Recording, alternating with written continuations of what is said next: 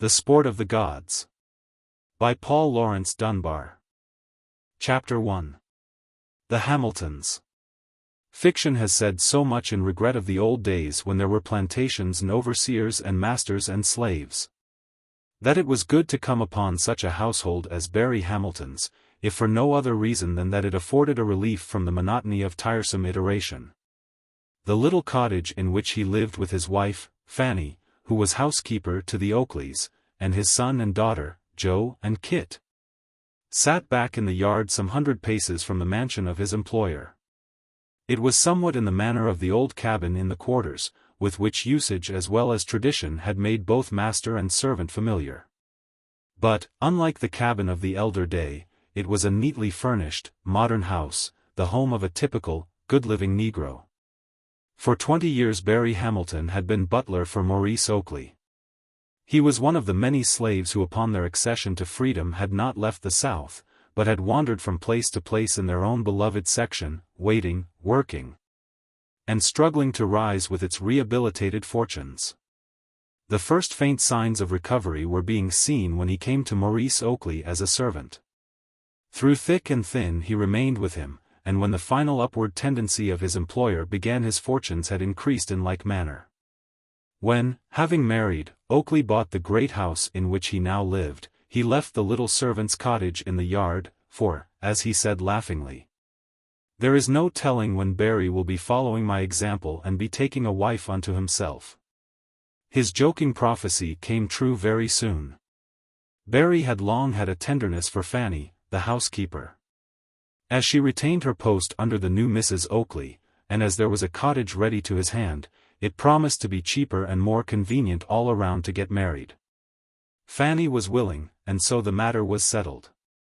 Fannie had never regretted her choice, nor had Barry ever had cause to curse his utilitarian ideas.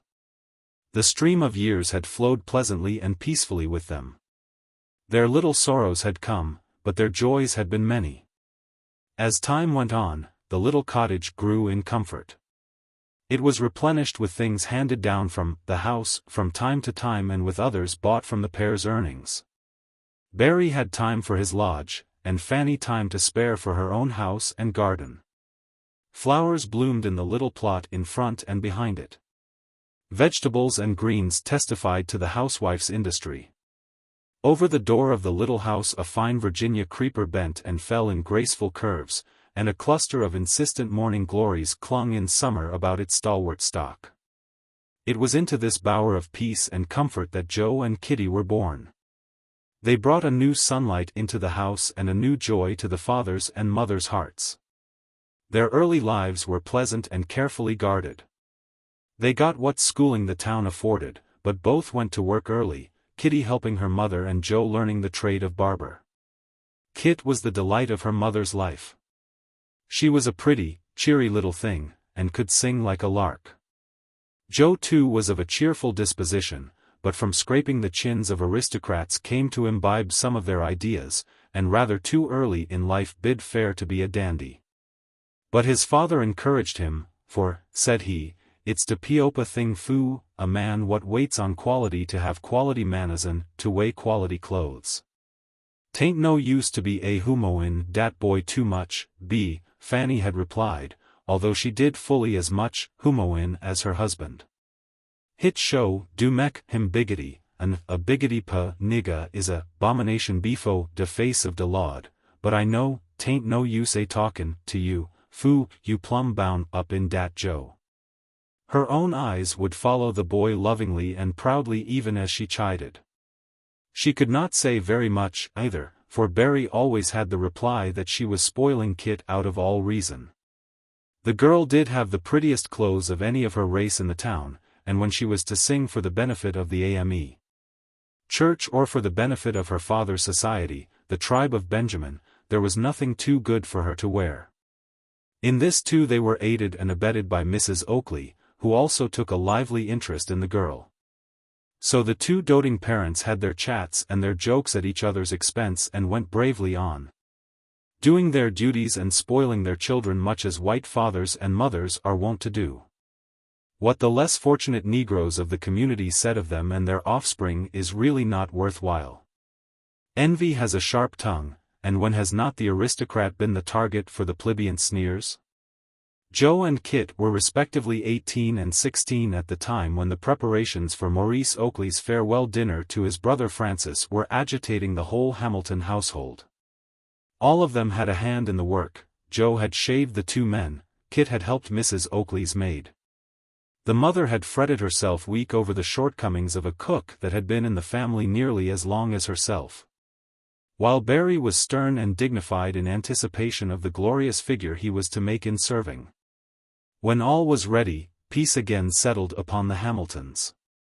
Mrs. Hamilton, in the whitest of white aprons, prepared to be on hand to annoy the cook still more.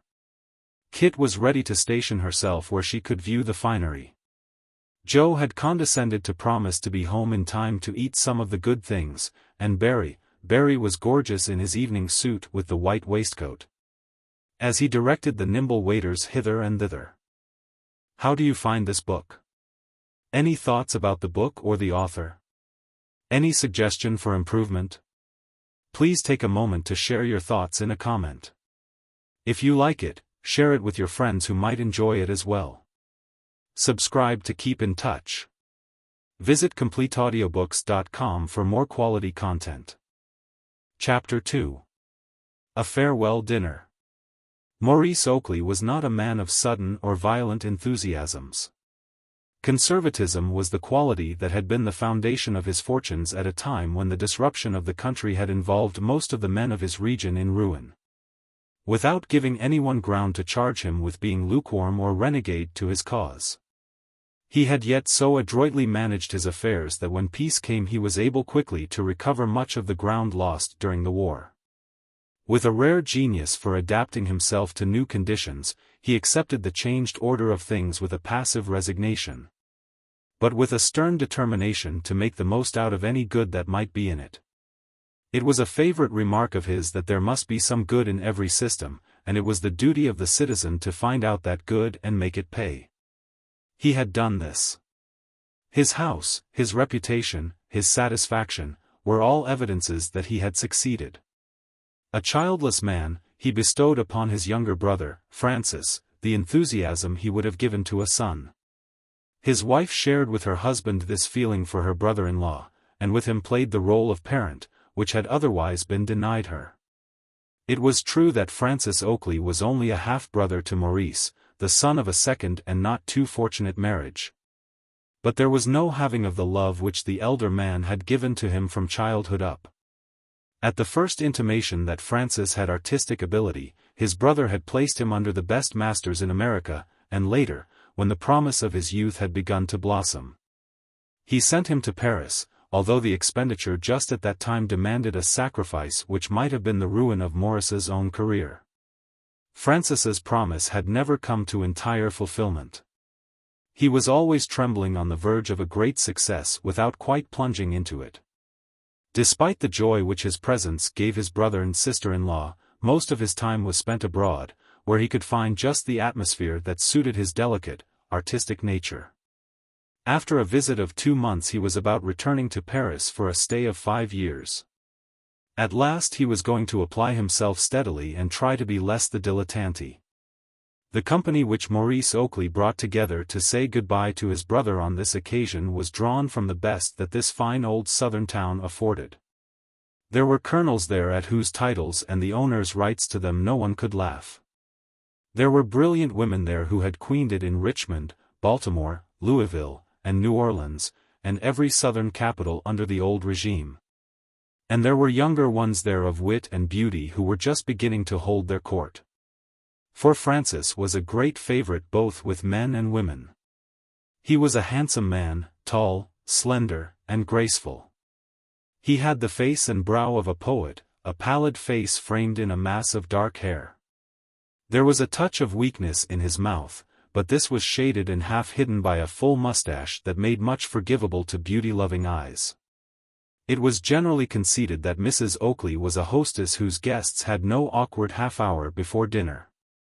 No praise could be higher than this, and tonight she had no need to exert herself to maintain this reputation. Her brother-in-law was the life of the assembly. He had wit and daring, and about him there was just that hint of charming danger that made him irresistible to women. The guests heard the dinner announced with surprise, an unusual thing, except in this house. Both Maurice Oakley and his wife looked fondly at the artist as he went in with Claire Lessing. He was talking animatedly to the girl, having changed the general trend of the conversation to a manner and tone directed more particularly to her. While she listened to him, her face glowed and her eyes shone with a light that every man could not bring into them. As Maurice and his wife followed him with their gaze, the same thought was in their minds, and it had not just come to them: why could not Francis marry Claire Lessing and settle in America, instead of going back ever and again to that life in the Latin Quarter?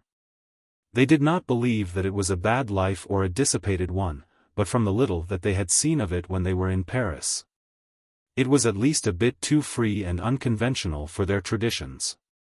There were, too, temptations which must assail any man of Francis's looks and talents. They had perfect faith in the strength of his manhood, of course. But could they have had their way, it would have been their will to hedge him about so that no breath of evil invitation could have come nigh to him. But this younger brother, this half-ward of theirs, was an unruly member. He talked and laughed, rode and walked, with Claire Lessing with the same free abandon, the same show of uninterested good comradeship that he had used towards her when they were boy and girl together. There was not a shade more of warmth or self-consciousness in his manner towards her than there had been 15 years before. In fact, there was less, for there had been a time, when he was 6 and Claire 3, that Francis, with a boldness that the lover of maturer years tries vainly to attain, had announced to Claire that he was going to marry her. But he had never renewed this declaration when it came time that it would carry weight with it. They made a fine picture as they sat together tonight. One seeing them could hardly help thinking on the instant that they were made for each other. Something in the woman's face, in her expression perhaps, supplied a palpable lack in the man. The strength of her mouth and chin helped the weakness of his. She was the sort of woman who, if ever he came to a great moral crisis in his life, would be able to save him if she were near. And yet he was going away from her, giving up the pearl that he had only to put out his hand to take. Some of these thoughts were in the minds of the brother and sister now.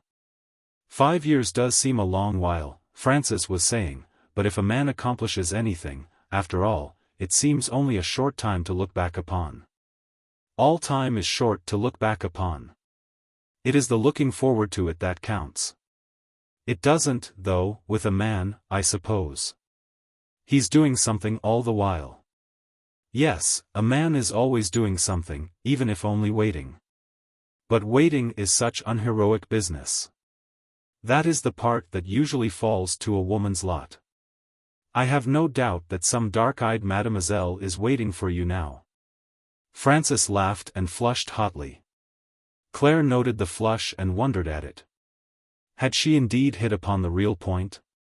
Was that the reason that he was so anxious to get back to Paris? The thought struck a chill through her gaiety. She did not want to be suspicious, but what was the cause of that telltale flush? He was not a man easily disconcerted, then why so tonight? But her companion talked on with such innocent composure that she believed herself mistaken as to the reason for his momentary confusion. Someone cried gaily across the table to her, "Oh, Miss Claire, you will not dare to talk with such little awe to our friend when he comes back with his ribbons and his medals. Why, we shall all have to bow to you, Frank." "You're wronging me, XVIII," said Francis. "No foreign decoration could ever be to me as much as the flower of approval from the fair women of my own state." "Here," cried the ladies. "Trust artists and poets to pay pretty compliments, and this wily friend of mine pays his at my expense." A good bit of generalship, that, Frank, an old military man broke in. XVIII opened the breach and you at once galloped in. That's the highest art of war. Claire was looking at her companion. Had he meant the approval of the women, or was it one woman that he cared for? Had the speech had a hidden meaning for her? She could never tell. She could not understand this man who had been so much to her for so long, and yet did not seem to know it. who was full of romance and fire and passion, and yet looked at her beauty with the eyes of a mere comrade. She sighed as she rose with the rest of the women to leave the table. The men lingered over their cigars. The wine was old and the stories new. What more could they ask? There was a strong glow in Francis Oakley's face, and his laugh was frequent and ringing. Some discussion came up which sent him running up to his room for a bit of evidence. When he came down it was not to come directly to the dining room. He paused in the hall and dispatched a servant to bring his brother to him. Maurice found him standing weakly against the railing of the stairs. Something in his air impressed his brother strangely. "What is it, Francis?" he questioned, hurrying to him. "I have just discovered a considerable loss," was the reply in a grieved voice. "If it is no worse than loss, I am glad, but what is it?" "Every cent of money that I had to secure my letter of credit is gone from my bureau." "What? When did it disappear?" "I went to my bureau tonight for something and found the money gone. Then I remembered that when I opened it 2 days ago I must have left the key in the lock, as I found it tonight. It's a bad business, but don't let's talk of it now. Come, let's go back to our guests. Don't look so cut up about it, Frank, old man. It isn't as bad as it might be, and you mustn't show a gloomy face tonight." The younger man pulled himself together, and re-entered the room with his brother. In a few minutes his gaiety had apparently returned. When they rejoined the ladies, even their quick eyes could detect in his demeanor no trace of the annoying thing that had occurred. His face did not change until, with a wealth of fervent congratulations, he had bade the last guest goodbye. Then he turned to his brother. "When Leslie is in bed, come into the library. I will wait for you there," he said, and walked sadly away. "Poor, foolish Frank," mused his brother, as if the loss could matter to him. Chapter 3. The Theft. Frank was very pale when his brother finally came to him at the appointed place. He sat limply in his chair, his eyes fixed upon the floor. "Come, brace up now, Frank, and tell me about it." At the sound of his brother's voice he started and looked up as though he had been dreaming. "I don't know what you'll think of me, Maurice," he said. "I have never before been guilty of such criminal carelessness." "Don't stop to accuse yourself. Our only hope in this matter lies in prompt action." "Where was the money?"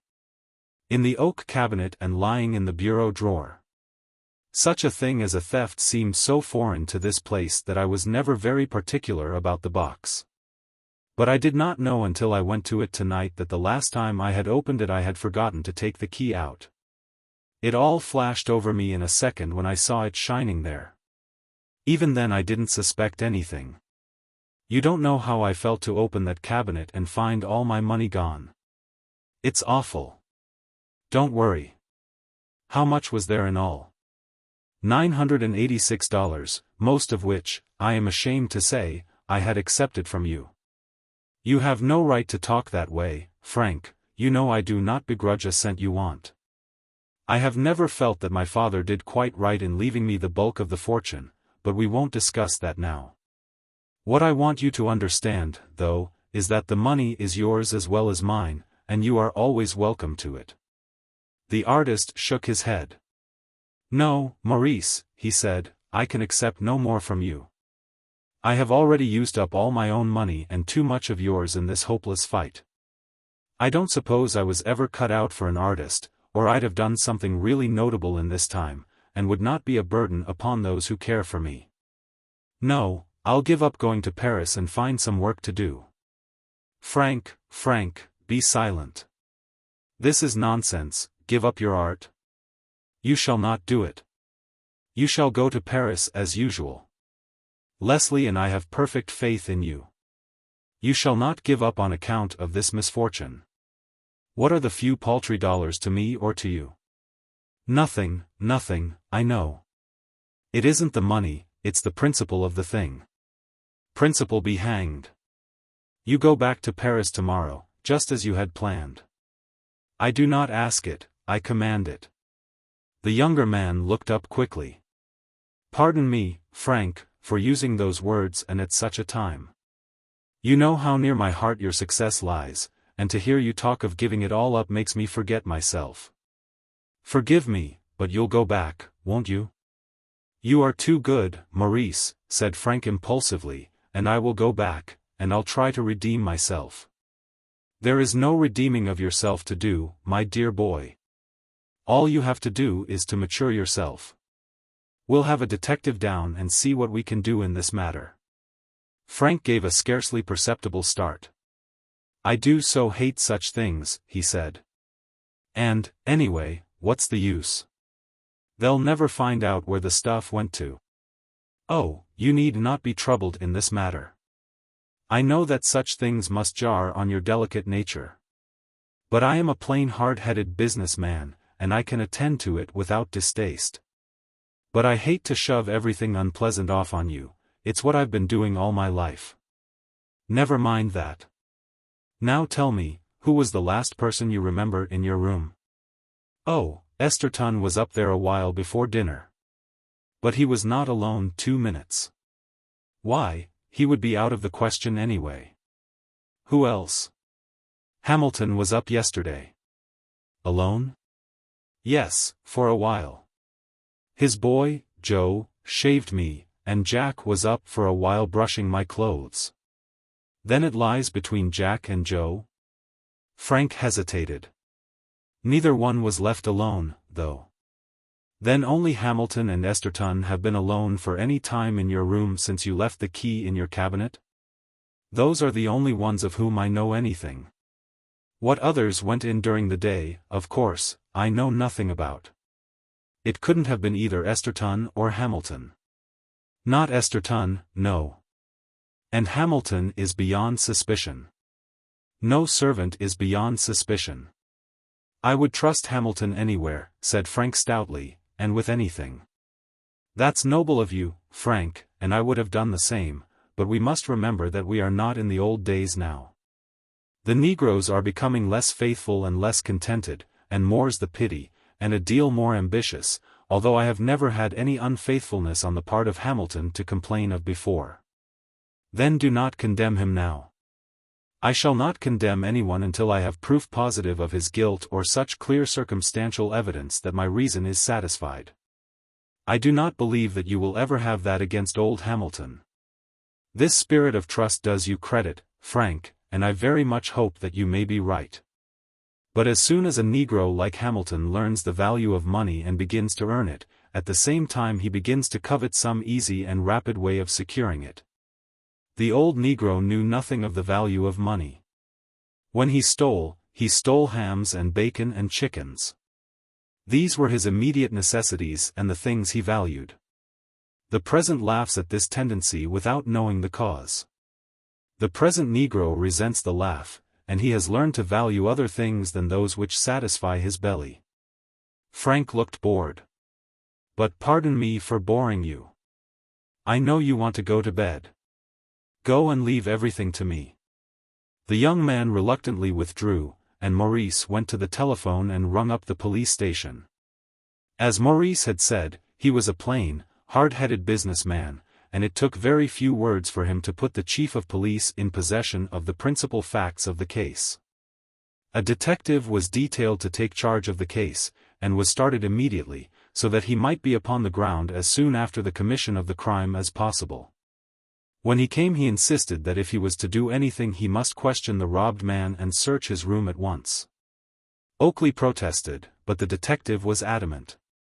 Even now the presence in the room of a man uninitiated into the mysteries of criminal methods might be destroying the last vestige of a really important clue. The master of the house had no alternative save to yield.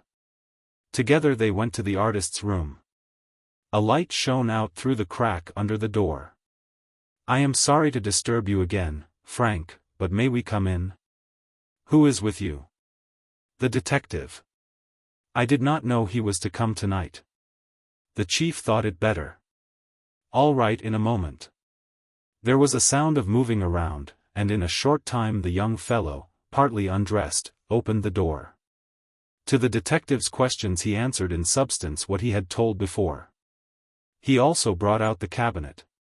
It was a strong oak box, uncarven, but bound at the edges with brass.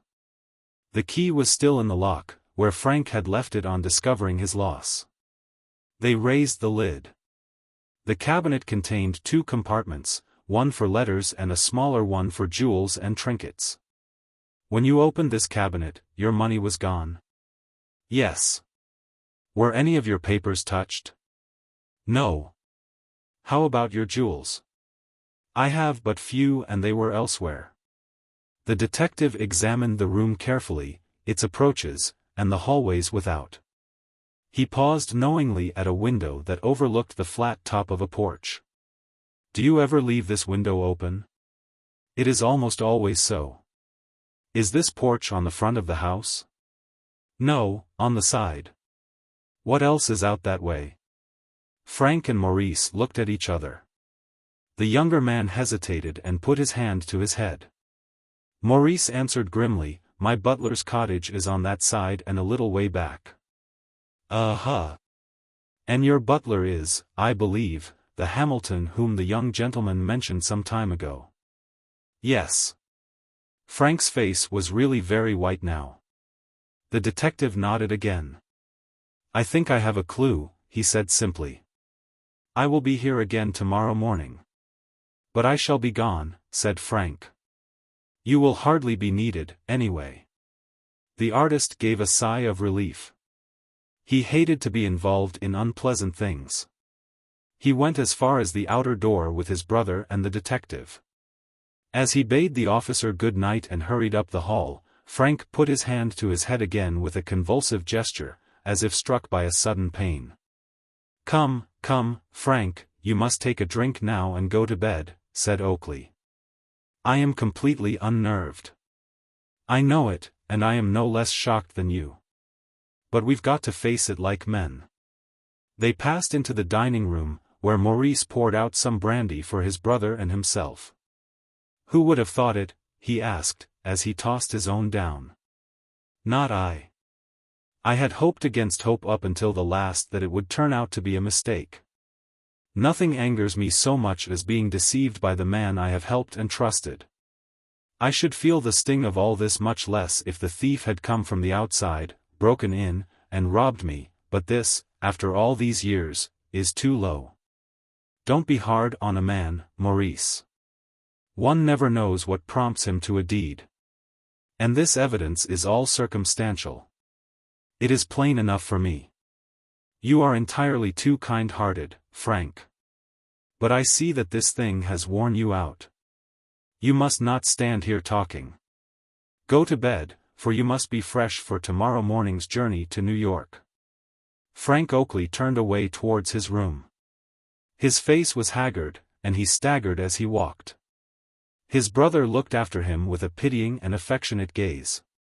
Poor fellow, he said, he is so delicately constructed that he cannot stand such shocks as these, and then he added, to think of that black hound's treachery. I'll give him all that the law sets down for him. He found Mrs. Oakley asleep when he reached the room, but he awakened her to tell her the story. She was horror-struck. It was hard to have to believe this awful thing of an old servant, but she agreed with him that Hamilton must be made an example of when the time came. Before that, however, he must not know that he was suspected. They fell asleep, he with thoughts of anger and revenge, and she grieved and disappointed. Chapter 4. From a Clear Sky.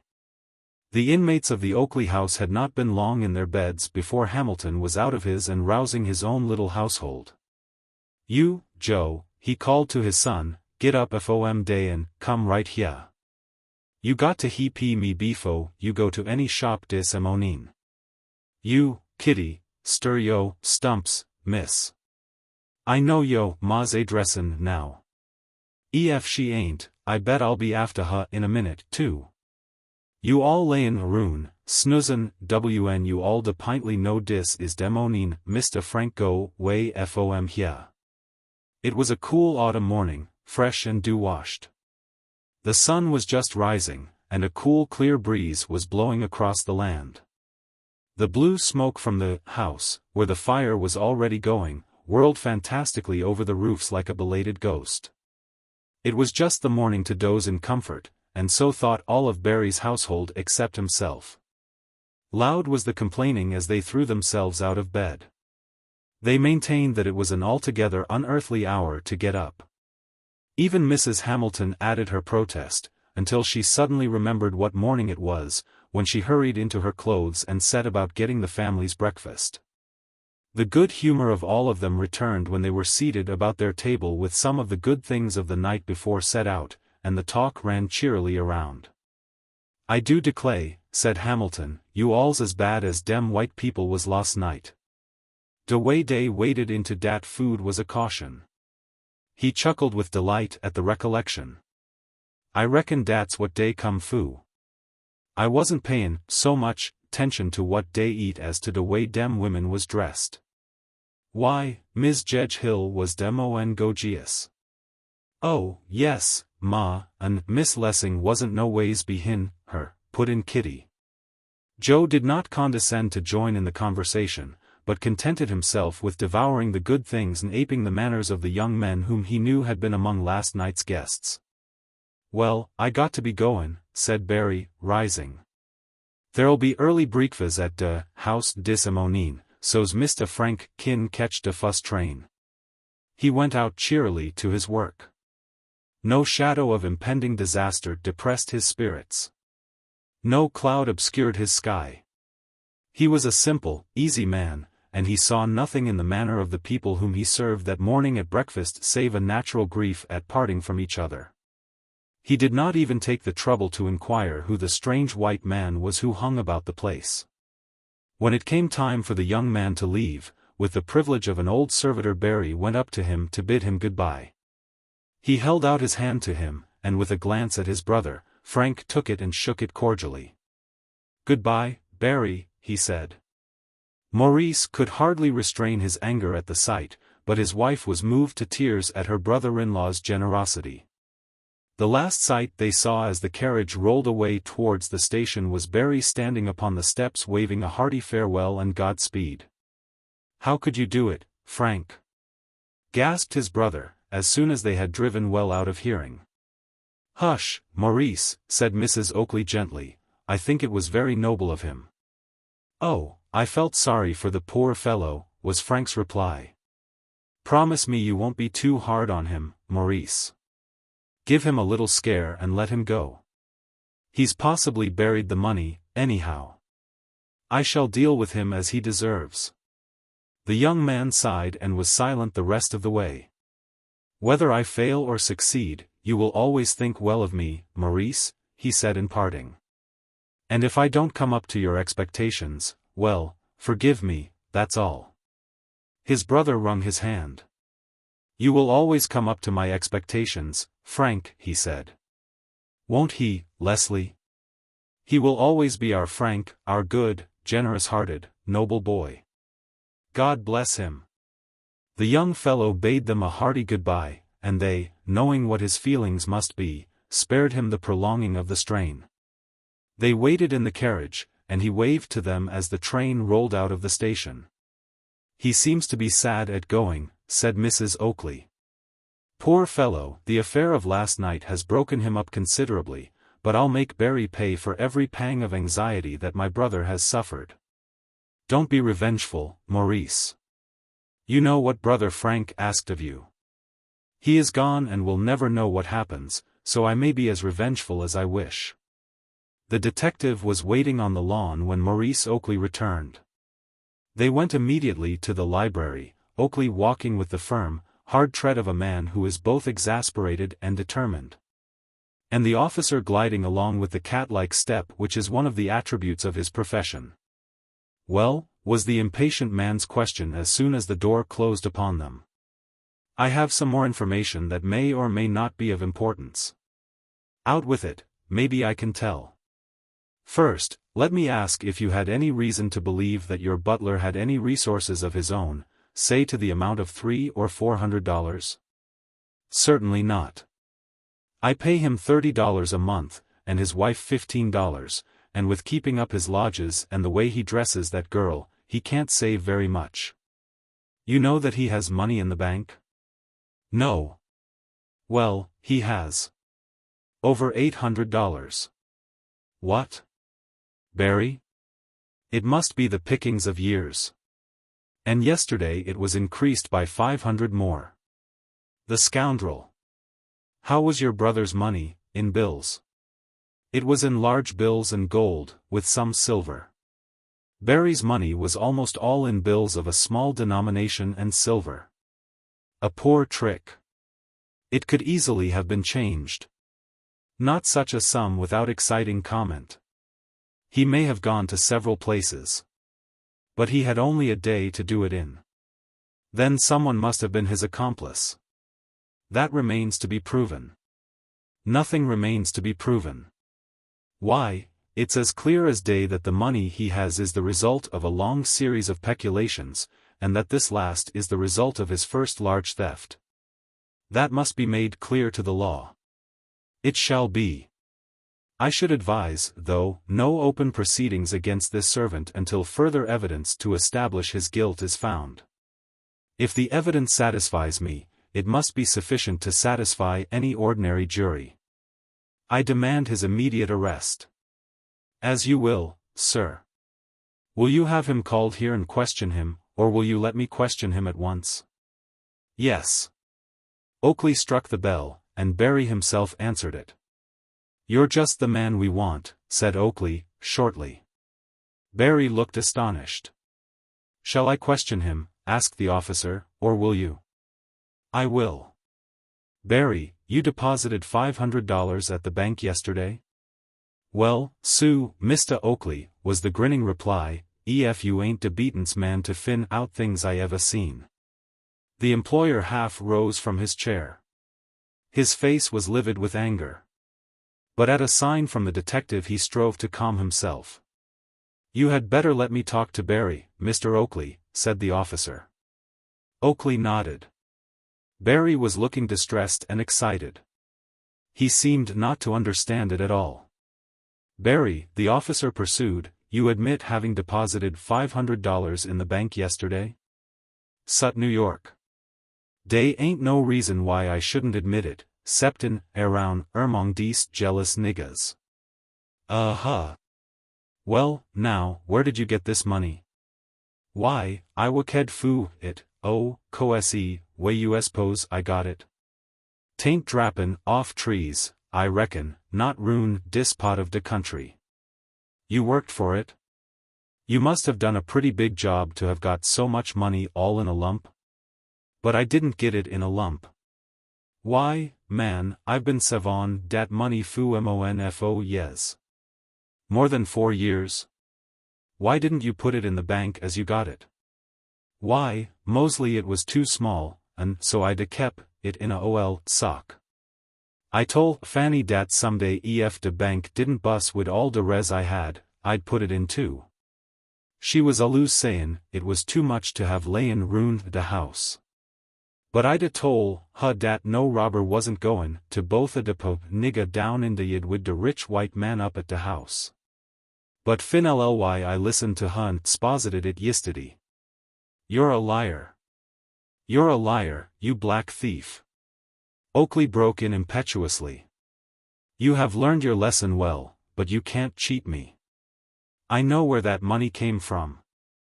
Calm yourself, Mr. Oakley, calm yourself. I will not calm myself. Take him away. He shall not stand here and lie to me. Barry had suddenly turned ashen. You say you know way dat money cometh om? Way? You stole it, you thief, from my brother Frank's room. Stole it. My God, Mr. Oakley, you believed a thing like dat after all de years I been wid you? You've been stealing all along. Why, what shall I do? Said the servant helplessly. I tell you, Mr. Oakley, ask Fannie. She'll know how long I been savon dis money. I'll ask no one. I think it would be better to call his wife, Oakley. Well, call her, but let this matter be done with soon. Fannie was summoned, and when the matter was explained to her, first gave evidences of giving way to grief, but when the detective began to question her, she calmed herself and answered directly just as her husband had.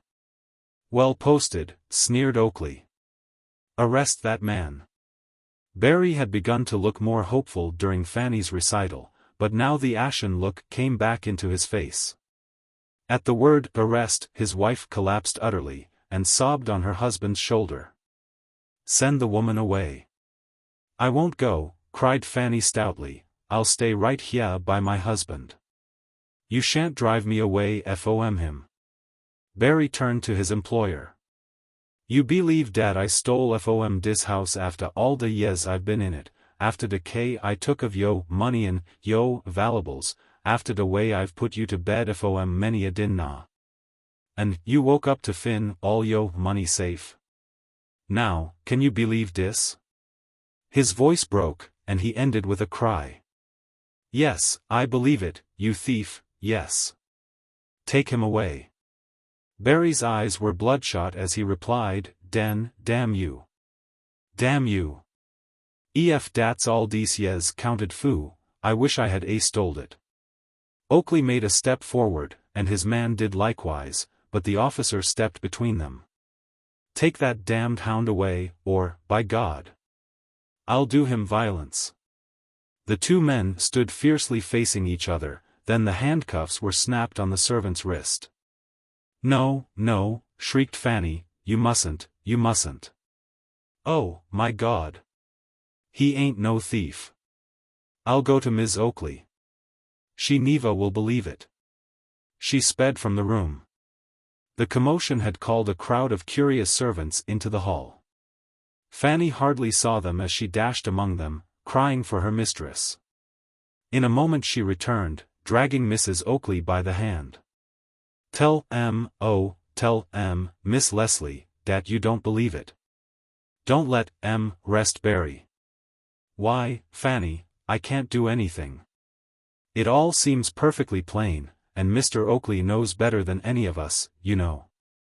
Fanny, her last hope gone, flung herself on the floor, crying, "Oh God! Oh God! He's gone foo show."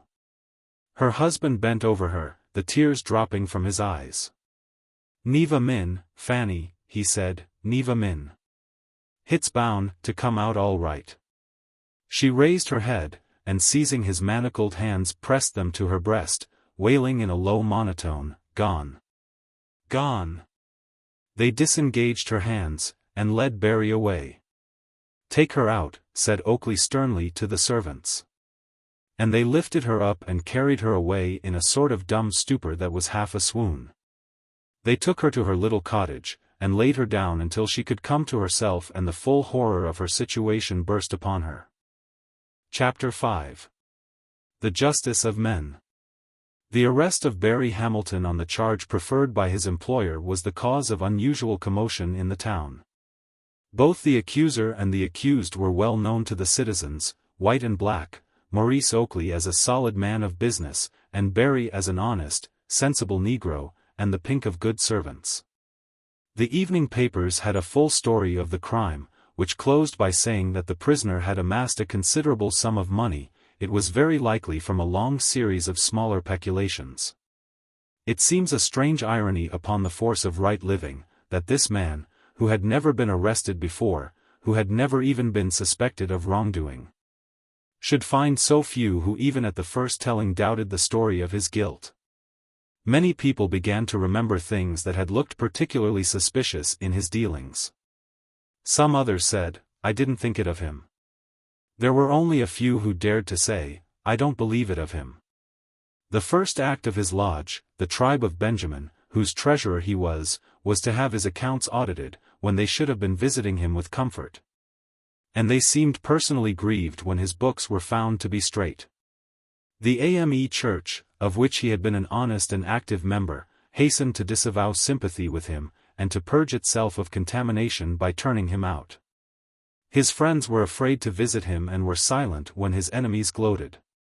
On every side one might have asked, "Where is charity?" and gone away empty. In the black people of the town the strong influence of slavery was still operative. And with one accord they turned away from one of their own kind upon whom had been set the ban of the white people's displeasure. If they had sympathy, they dared not show it. Their own interests, the safety of their own positions and firesides, demanded that they stand aloof from the criminal. Not then, not now, nor has it ever been true, although it has been claimed, that Negroes either harbor or sympathize with the criminal of their kind. They did not dare to do it before the 60s. They do not dare to do it now. They have brought down as a heritage from the days of their bondage both fear and disloyalty. So Barry was unbefriended while the storm raged around him. The cell where they had placed him was kind to him, and he could not hear the envious and sneering comments that went on about him. This was kind, for the tongues of his enemies were not. Tell me, said one, you needn't tell me dat a bird kin fly so high dat he don have to come down sometime. And when he do light, honey, my lord, how he flop. Mr. Rich nigga, said another. He wanted to dress his wife and chillin' lack white folks, did he? Well, he found out.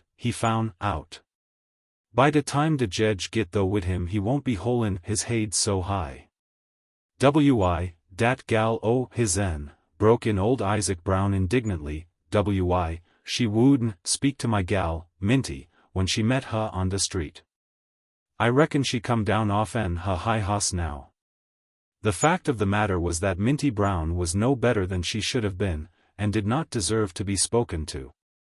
But none of this was taken into account either by the speaker or the hearers. The man was down, it was time to strike. The women too joined their shrill voices to the general cry, and were loud in their abuse of the Hamiltons and in disparagement of their high-toned airs. I knowed it, mumbled one old crone, rolling her bleared and jealous eyes with glee. Whenever you see niggas gittin' so high dat dey own folks ain't good enough fu 'em, look out. La, Aunt Chloe I knowed it too. Dem people got so audacious proud dat dey wouldn't walk up to the collection table no mo, at XIII, but allus set'n waited twell the basket was passed around. Hit's the livin' truth, and I's been seein' it all long.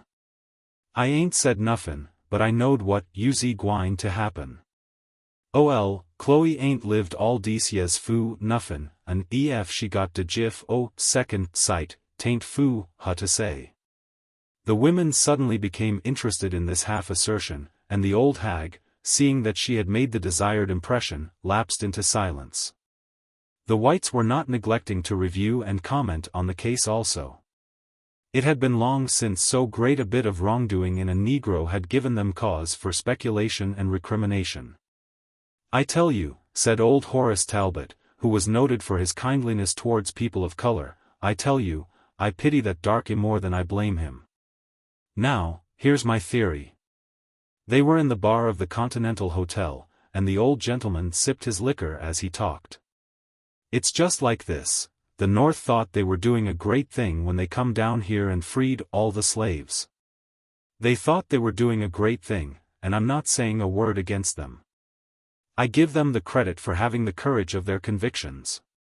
But I maintain that they were all wrong, now, in turning these people loose upon the country the way they did, without knowledge of what the first principle of liberty was. The natural result is that these people are irresponsible. They are unacquainted with the ways of our higher civilization, and it'll take them a long time to learn. You know Rome wasn't built in a day. I know Barry, and I've known him for a long while, and a politer, likelier darky than him you would have to go far to find. And I haven't the least doubt in the world that he took that money absolutely without a thought of wrong, sir, absolutely. He saw it. He took it, and to his mental process, that was the end of it. To him there was no injury inflicted on anyone, there was no crime committed. His elemental reasoning was simply this man has more money than I have. Here is some of his surplus, I'll just take it. Why, gentlemen, I maintain that that man took that money with the same innocence of purpose with which one of our servants a few years ago would have appropriated a stray ham. I disagree with you entirely, Mr. Talbot, broke in Mr. Beachfield Davis, who was a mighty hunter, make mine the same, Jerry, only add a little syrup. I disagree with you. It's simply total depravity, that's all. All niggers are alike, and there's no use trying to do anything with them. Look at that man, Dodson, of mine. I had one of the finest young hounds in the state. You know that white pup of mine, Mr. Talbot, that I bought from Hiram Gaskins? Mighty fine breed. Well, I was spendin' all my time and patience trainin' that dog in the daytime. At night I put him in that nigger's care to feed and bed.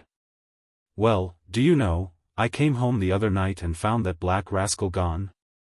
I went out to see if the dog was properly bedded, and by Jove, the dog was gone too. Then I got suspicious. When a nigger and a dog go out together at night, one draws certain conclusions.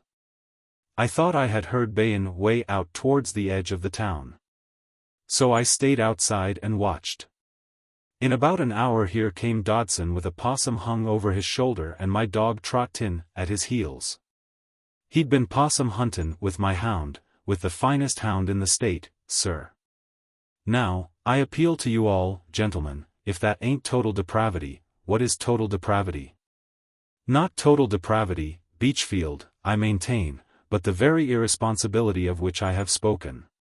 Why, gentlemen, I foresee the day when these people themselves shall come to us Southerners of their own accord and ask to be re-enslaved until such time as they shall be fit for freedom. Old Horace was nothing if not logical. Well, do you think there's any doubt of the darkest guilt? Asked Colonel Saunders hesitatingly. He was the only man who had ever thought of such a possibility. They turned on him as if he had been some strange, unnatural animal. Any doubt? Cried old Horace. Any doubt? Exclaimed Mr. Davis. Any doubt? Almost shrieked the rest. Why, there can be no doubt. Why, Colonel, what are you thinking of? Tell us who has got the money if he hasn't. Tell us where on earth the nigger got the money he's been putting in the bank. Doubt? Why, there isn't the least doubt about it.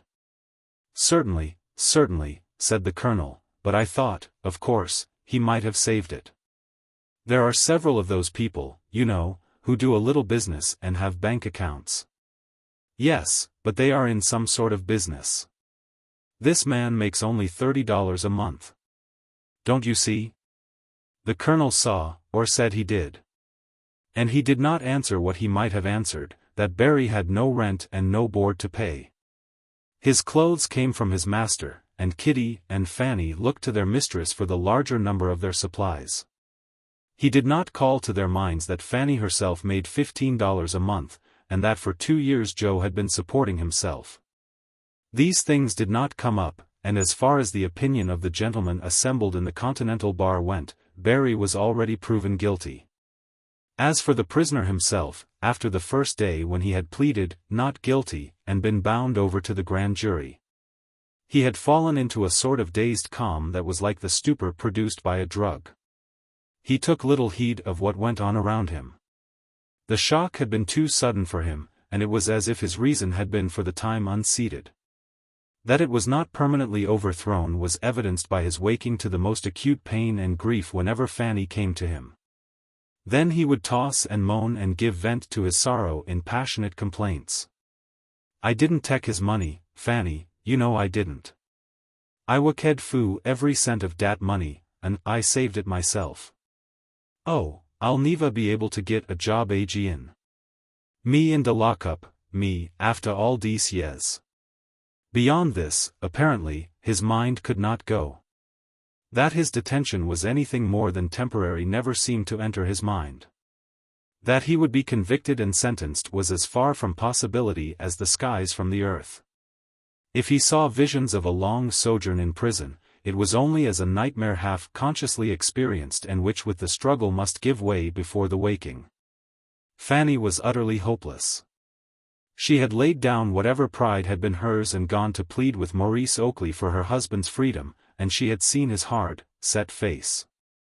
She had gone upon her knees before his wife to cite Barry's long fidelity. "Oh, Miss Oakley," she cried, "ef he did steal de money, we've got enough saved to mek it good. Let him go. Let him go. Then you admit that he did steal? Mrs. Oakley had taken her up sharply. Oh, I didn't say dat, I didn't mean dat. That will do, Fanny. I understand perfectly. You should have confessed that long ago. But I ain't confessin'. I ain't. He didn't. You may go. The stricken woman reeled out of her mistress's presence, and Mrs. Oakley told her husband that night, with tears in her eyes. How disappointed she was with Fanny, that the woman had known it all along, and had only just confessed. It was just one more link in the chain that was surely and not too slowly forging itself about Barry Hamilton. Of all the family, Joe was the only one who burned with a fierce indignation. He knew that his father was innocent, and his very helplessness made a fever in his soul. Dandy as he was loyal, and when he saw his mother's tears and his sister's shame, something rose within him that had it been given play might have made a man of him, but, being crushed, died and rotted, and in the compost it made all the evil of his nature flourished. The looks and jibes of his fellow employees at the barber shop forced him to leave his work there. Kit, bowed with shame and grief, dared not appear upon the streets, where the girls who had envied her now hooted at her. So the little family was shut in upon itself, away from fellowship and sympathy. Joe went seldom to see his father. He was not heartless. But the citadel of his long-desired and much-vaunted manhood trembled before the sight of his father's abject misery. The lines came round his lips, and lines too must have come round his heart.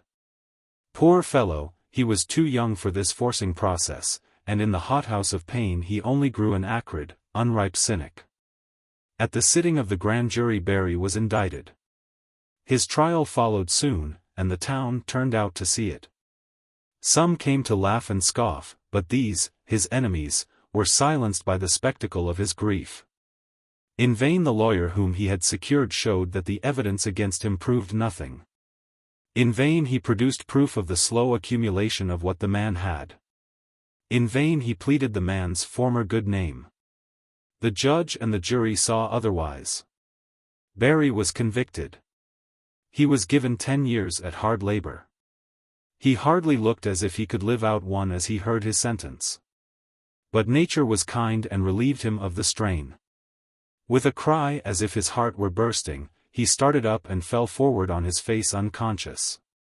Someone, a bit more brutal than the rest, said, "It's $5 fine every time a nigger faints," but no one laughed.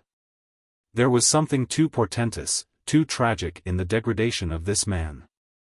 Maurice Oakley sat in the courtroom, grim and relentless. As soon as the trial was over, he sent for Fannie, who still kept the cottage in the yard. "You must go," he said. "You can't stay here any longer. I want none of your breed about me." And Fannie bowed her head and went away from him in silence.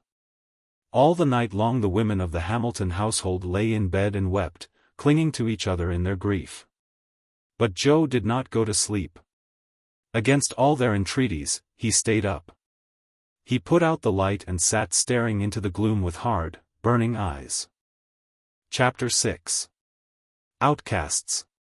What particularly irritated Maurice Oakley was that Barry should to the very last keep up his claim of innocence. He reiterated it to the very moment that the train which was bearing him away pulled out of the station. There had seldom been seen such an example of criminal hardihood, and Oakley was hardened thereby to greater severity in dealing with the convict's wife. He began to urge her more strongly to move, and she, dispirited and humiliated by what had come to her, looked vainly about for the way to satisfy his demands.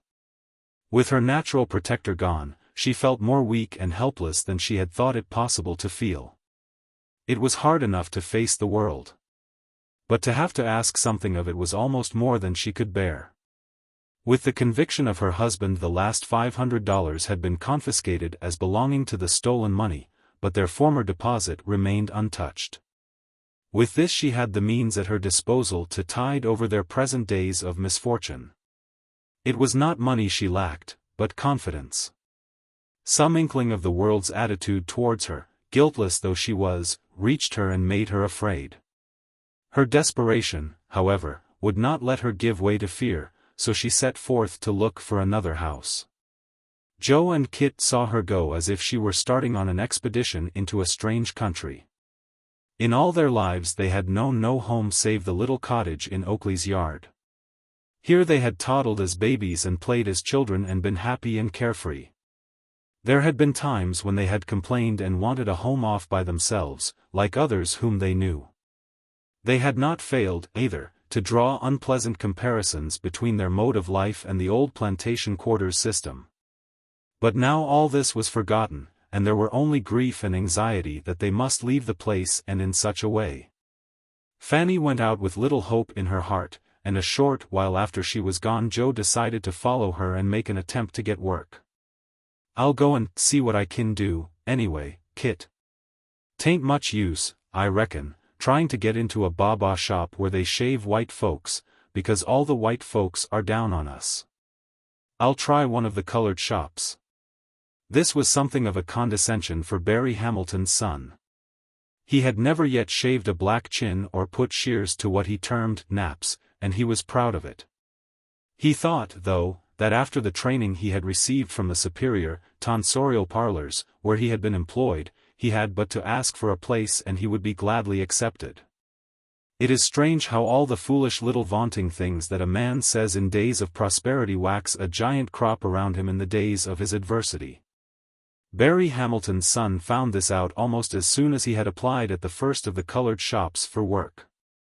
"Oh, no, Sue," said the proprietor, "I don't think we got anything for you to do. You're a white man's baba. We don't shave nothin' but niggas here, and we shave 'em in de light o' day and on de ground floor. I hear you say dat you couldn't get a pay if she's though a nigger's naps. You ain't been practicin' lately, has you?" Came from the back of the shop, where a grinning Negro was scraping a fellow's face. "Oh, yes, you're done with burrheads, are you? But burrheads are good enough for you now. I think," the proprietor resumed, "that I had you say you wasn't fond o' grape pickin'. Well, Jose, my son, I wouldn't begin it now, 'specially as a no kin o' pickin' seems to run in yo' fambly." Joe Hamilton never knew how he got out of that shop. He only knew that he found himself upon the street outside the door, tears of anger and shame in his eyes, and the laughs and taunts of his tormentors still ringing in his ears. It was cruel, of course it was cruel. It was brutal. But only he knew how just it had been. In his moments of pride he had said all those things, half in fun and half in earnest, and he began to wonder how he could have been so many kinds of a fool for so long without realizing it. He had not the heart to seek another shop, for he knew that what would be known at one would be equally well known at all the rest. The hardest thing that he had to bear was the knowledge that he had shut himself out of all the chances that he now desired. He remembered with a pang the words of an old Negro to whom he had once been impudent, "Neva min, boy, neva min, you's boan, but you ain't dade." It was too true. He had not known then what would come. He had never dreamed that anything so terrible could overtake him. Even in his straits, however, desperation gave him a certain pluck. He would try for something else for which his own tongue had not disqualified him. With Joe, to think was to do. He went on to the Continental Hotel, where there were almost always boys wanted to run the bells. The clerk looked him over critically. He was a bright, spruce-looking young fellow, and the man liked his looks. "Well, I guess we can take you on," he said. "What's your name?" "Joe," was the laconic answer. He was afraid to say more. "Well, Joe, you go over there and sit where you see those fellows in uniform, and wait until I call the head bellman." Young Hamilton went over and sat down on a bench which ran along the hotel corridor and where the bellmen were wont to stay during the day awaiting their calls. A few of the blue-coated Mercuries were there. Upon Joe's advent they began to look askance at him and to talk among themselves. He felt his face burning as he thought of what they must be saying. Then he saw the head bellman talking to the clerk and looking in his direction. He saw him shake his head and walk away. He could have cursed him. The clerk called to him. "I didn't know," he said, "I didn't know that you were Barry Hamilton's boy. Now, I've got nothing against you myself. I don't hold you responsible for what your father did, but I don't believe our boys would work with you. I can't take you on." Joe turned away to meet the grinning or contemptuous glances of the bellmen on the seat. It would have been good to be able to hurl something among them. But he was helpless. He hastened out of the hotel, feeling that every eye was upon him, every finger pointing at him, every tongue whispering, "There goes Joe Hamilton, whose father went to the penitentiary the other day." What should he do? He could try no more. He was proscribed, and the letters of his ban were writ large throughout the town, where all who ran might read. For a while he wandered aimlessly about and then turned dejectedly homeward. His mother had not yet come. "Did you get a job?" was Kit's first question. "No," he answered bitterly, "no one wants me now." "No one wants you? Why, Joe, they don't think hard of us, do they?" "I don't know what they think of Ma and you, but they think hard of me, all right." "Oh, don't you worry, it'll be all right when it blows over." "Yes, when it all blows over. But when'll that be?"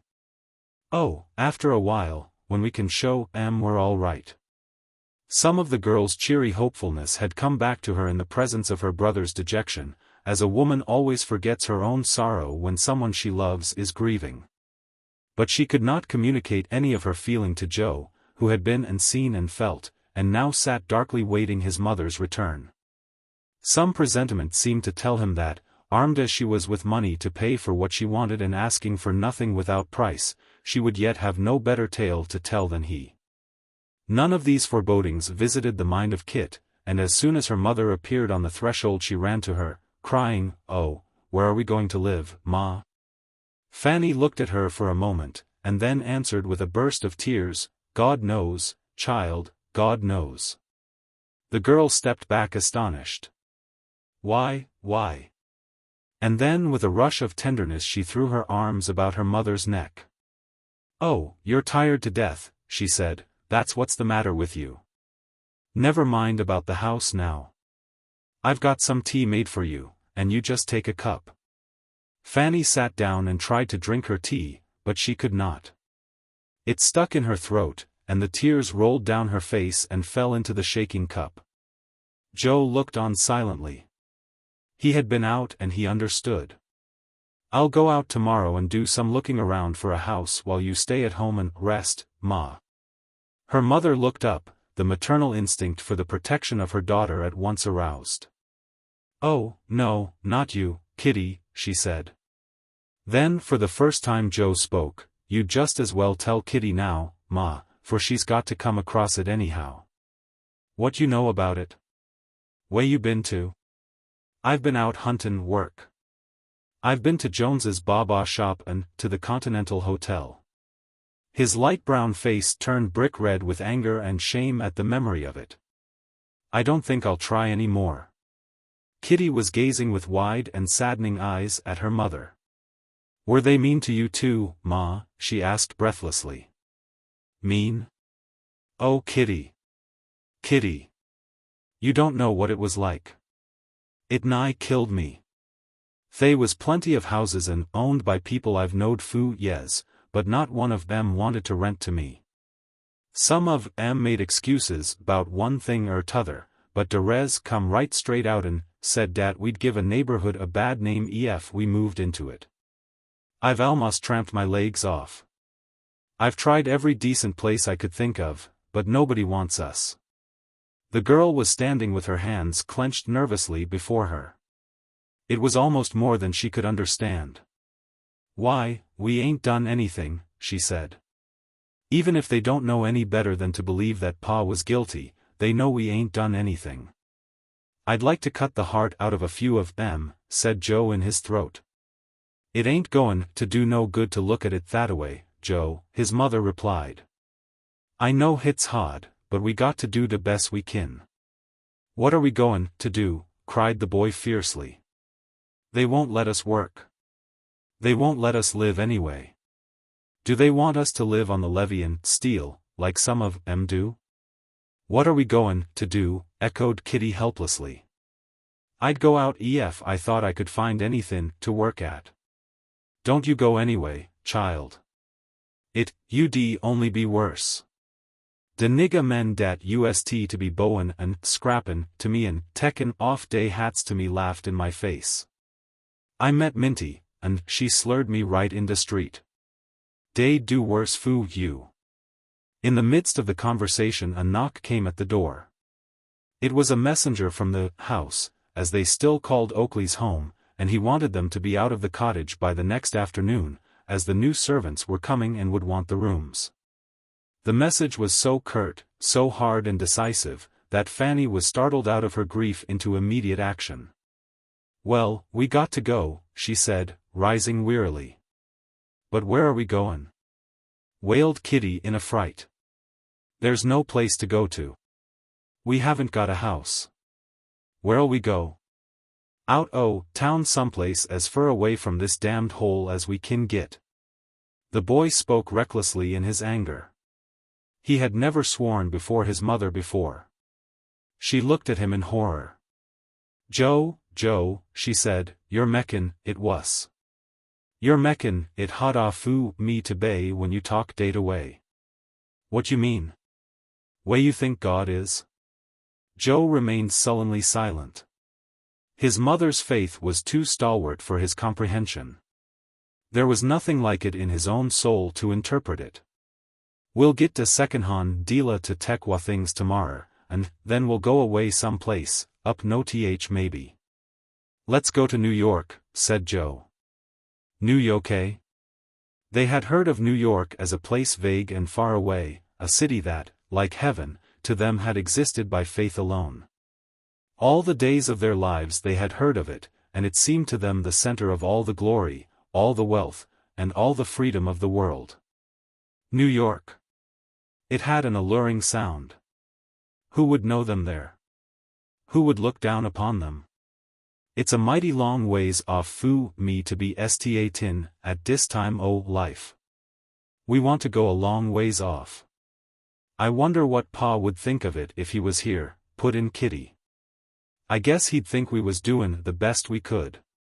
Well, den, Joe, said his mother, her voice trembling with emotion at the daring step they were about to take, you set down and write a letter to yo Pa, and tell him what we goin' to do. And tomorrow, we'll estate. Something akin to joy came into the boy's heart as he sat down to write the letter. They had taunted him, had they? They had scoffed at him. But he was going where they might never go, and someday he would come back holding his head high and pay them sneer for sneer and jibe for jibe. The same night the commission was given to the furniture dealer who would take charge of their things and sell them when and for what he could.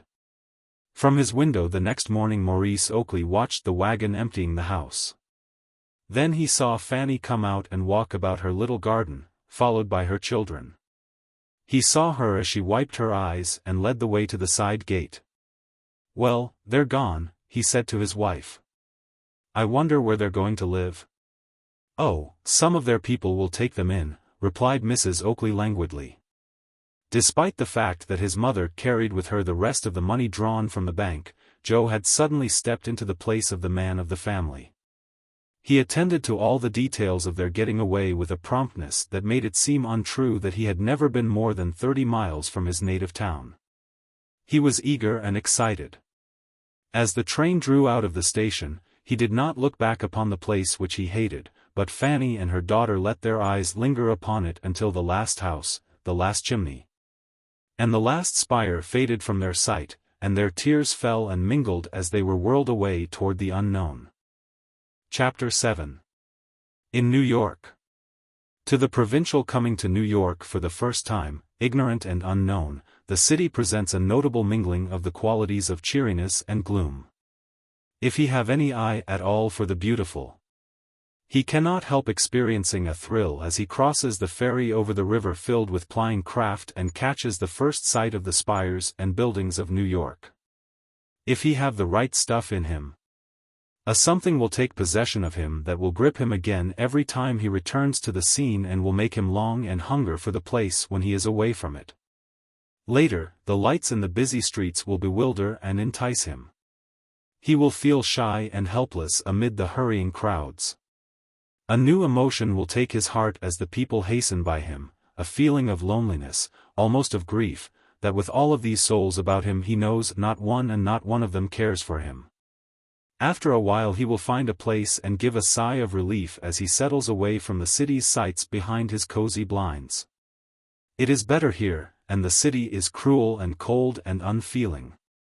This he will feel, perhaps, for the first half-hour, and then he will be out in it all again. He will be glad to strike elbows with the bustling mob and be happy at their indifference to him, so that he may look at them and study them. After it is all over, after he has passed through the first pangs of strangeness and homesickness, yes, even after he has got beyond the stranger's enthusiasm for the metropolis, the real fever of love for the place will begin to take hold upon him. The subtle, insidious wine of New York will begin to intoxicate him. Then, if he be wise, he will go away, any place, yes, he will even go over to Jersey. But if he be a fool, he will stay and stay on until the town becomes all in all to him, until the very streets are his chums and certain buildings and corners his best friends. Then he is hopeless, and to live elsewhere would be death. The Bowery will be his romance, Broadway his lyric, and the park his pastoral, the river and the glory of it all his epic, and he will look down pityingly on all the rest of humanity. It was the afternoon of a clear October day that the Hamiltons reached New York.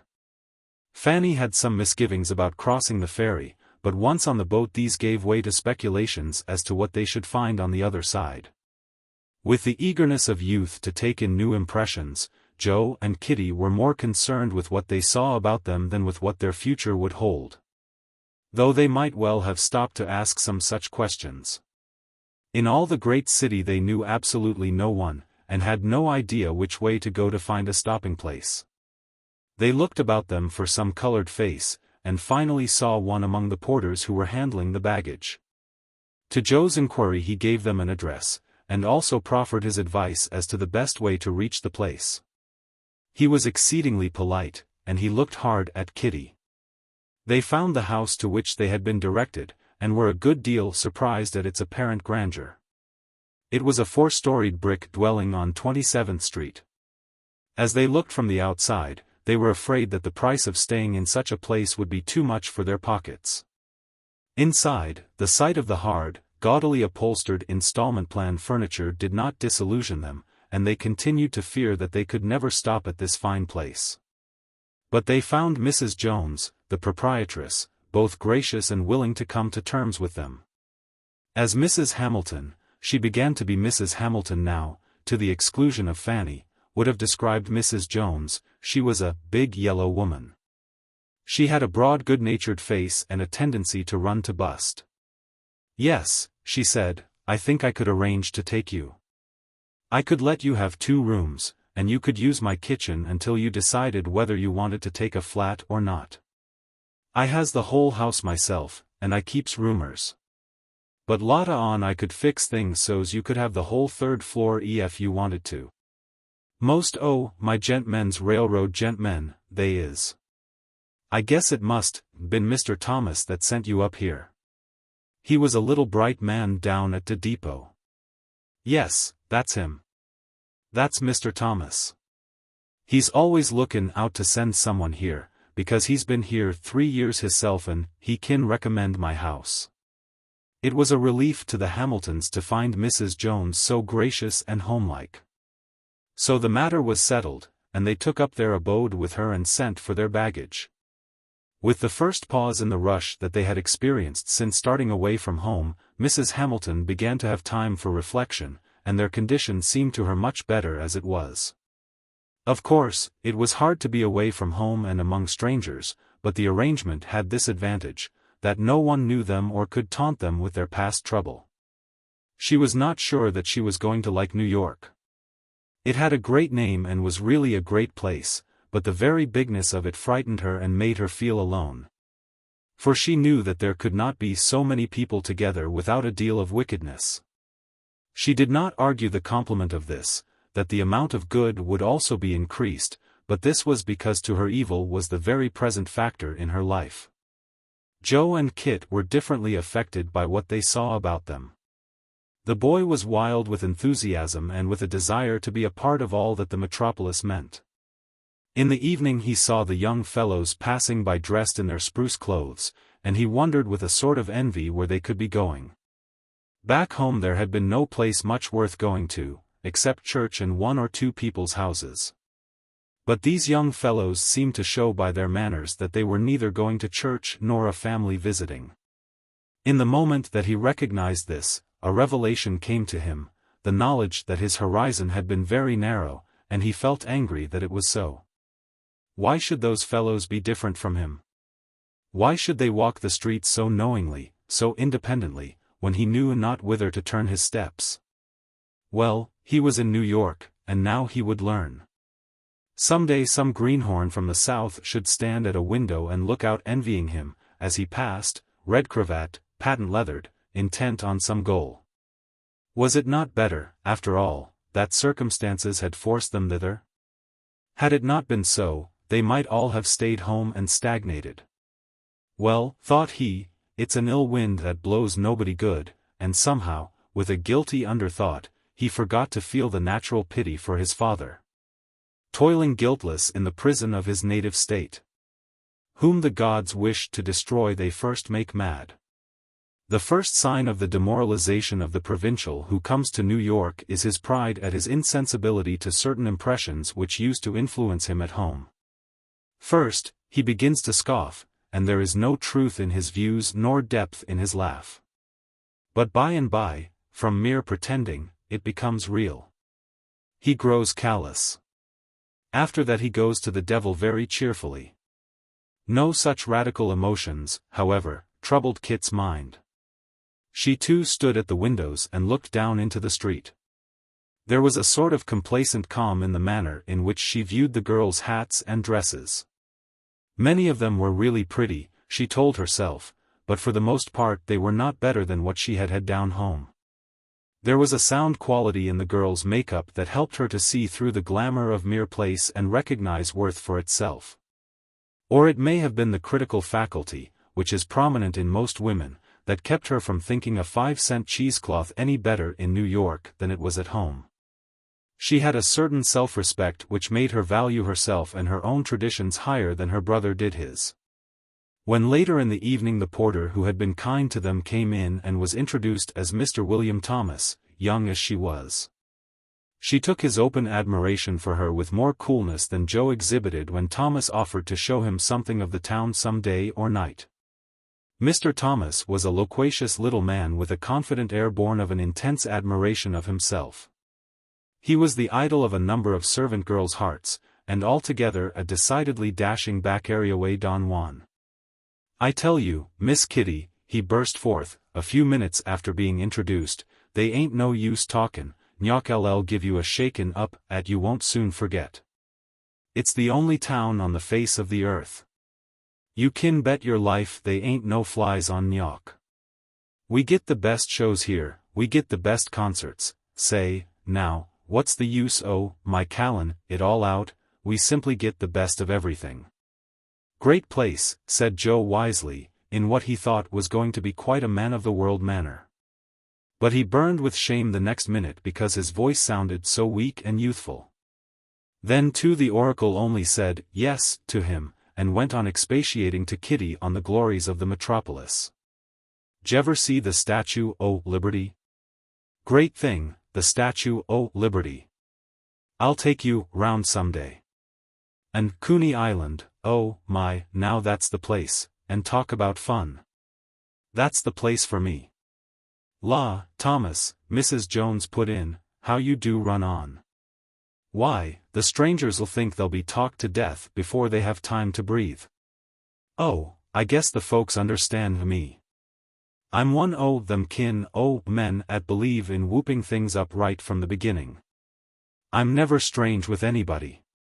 I'm a Nyoker, I tell you, from the word go. I say, Miss Jones, let's have some beer, and we'll have some music pretty soon. There's a fella in the house, at plays ragtime out o' sight. Mr. Thomas took the pail and went to the corner.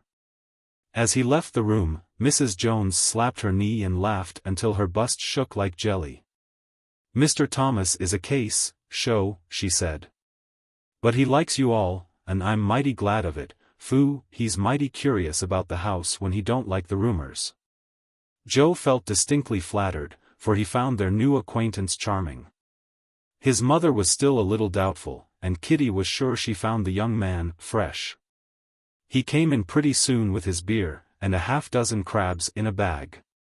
Thought I'd bring home something to chew. I always like to eat something with my beer. Mrs. Jones brought in the glasses, and the young man filled one and turned to Kitty. No, thanks, she said with a surprised look. What, don't you drink beer? Oh, come now, you'll get out that. Kitty don't drink no beer, broke in her mother with mild resentment. I drinks it sometimes, but she don't. I reckon maybe the chillun better go to bed. Joe felt as if the chillun had ruined all his hopes, but Kitty rose. The ingratiating Nyocker was aghast. Oh, let M stay, said Mrs. Jones heartily, a little beer ain't goin' to hurt M. Why, sakes, I know my father gave me beer from the time I could drink it, and I knows I ain't none the worse for it. They'll get out that, all right, if they live in Nyok, said Mr. Thomas, as he poured out a glass and handed it to Joe. You neither? Oh, I drink it, said the boy with an air, but not looking at his mother. Joe, she cried to him, you must recollect you ain't at home. What you do yo, pa think? Then she stopped suddenly, and Joe gulped his beer and Kitty went to the piano to relieve her embarrassment. Yes, that's it, Miss Kitty, sing us something, said the irrepressible Thomas, and after while we'll have that fella down that plays ragtime. He's out sight, I tell you. With the pretty shyness of girlhood, Kitty sang one or two little songs in the simple manner she knew. Her voice was full and rich. It delighted Mr. Thomas. I say, that's singin' now, I tell you, he cried. You ought to have some the new songs. J'ever hear, baby, you got to leave? I tell you, that's a hot one. I'll bring you some of them. Why, you could get a job on the stage easy with that voice born. I got a friend in one the companies and I'll speak to him about you. You ought to get Mr. Thomas to take you to the theatre some night. He goes lots. Why, yes, what's the matter with tomorrow night? There's a good coon show in town. Out sight. Let's all go. I ain't never been to nothin' like dat, and I don't know, said Mrs. Hamilton. Ah, come, I'll get the tickets and we'll all go. Great singin', you know. What do you say? The mother hesitated, and Joe filled the breach. We'd all like to go, he said. Ma, we'll go if you ain't too tired. Tired? Shaw, you'll forget all about your tiredness when Smithkins gets on the stage. Y'ought to hear him sing, I been huntin' foo wakay. You'd die laughing. Mrs. Hamilton made no further demur, and the matter was closed. A while later the ragtime man came down and gave them a sample of what they were to hear the next night. Mr. Thomas and Mrs. Jones two-stepped, and they sent a boy after some more beer. Joe found it a very jolly evening, but Kit's and the mother's hearts were heavy as they went up to bed. Say, said Mr. Thomas when they had gone, that little girl's a peach, you bet, a little green, I guess, but she'll ripen in the sun. Chapter 8. An Evening Out. Fannie Hamilton, tired as she was, sat long into the night with her little family discussing New York, its advantages and disadvantages, its beauty and its ugliness, its morality and immorality. She had somewhat receded from her first position, that it was better being here in the great strange city than being at home where the very streets shamed them. She had not liked the way that their fellow lodger looked at Kitty. It was bold, to say the least. She was not pleased, either, with their new acquaintance's familiarity. And yet, he had said no more than some stranger, if there could be such a stranger, would have said down home. There was a difference, however, which she recognized. Thomas was not the provincial who puts everyone on a par with himself, nor was he the metropolitan who complacently patronizes the whole world. He was trained out of the one and not up to the other. The intermediate only succeeded in being offensive. Mrs. Jones's assurance as to her guest's fine qualities did not do all that might have been expected to reassure Mrs. Hamilton in the face of the difficulties of the gentleman's manner. She could not, however, lay her finger on any particular point that would give her the reason for rejecting his friendly advances. She got ready the next evening to go to the theatre with the rest. Mr. Thomas at once possessed himself of Kitty and walked on ahead, leaving Joe to accompany his mother and Mrs. Jones, an arrangement, by the way, not altogether to that young gentleman's taste. A good many men bowed to Thomas in the street, and they turned to look enviously after him. At the door of the theatre they had to run the gauntlet of a dozen pairs of eyes.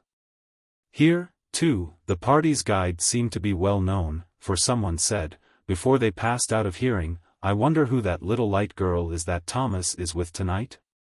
He's a hot one for you." Mrs. Hamilton had been in a theatre but once before in her life, and Joe and Kit but a few times oftener. On those occasions they had sat far up in the peanut gallery in the place reserved for people of color. This was not a pleasant, cleanly, nor beautiful locality, and by contrast with it, even the garishness of the cheap New York theatre seemed fine and glorious. They had good seats in the first balcony, and here their guide had shown his managerial ability again, for he had found it impossible, or said so, to get all the seats together.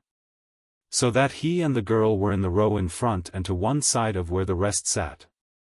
Kitty did not like the arrangement, and innocently suggested that her brother take her seat while she went back to her mother. But her escort overruled her objections easily, and laughed at her so frankly that from very shame she could not urge them again. And they were soon forgotten in her wonder at the mystery and glamour that envelopes the home of the drama. There was something weird to her in the alternate spaces of light and shade. Without any feeling of its ugliness, she looked at the curtain as at a door that should presently open between her and the house of wonders. She looked at it with the fascination that one always experiences for what either brings near or withholds the unknown. As for Joe, he was not bothered by the mystery or the glamour of things. But he had suddenly raised himself in his own estimation. He had gazed steadily at a girl across the aisle until she had smiled in response.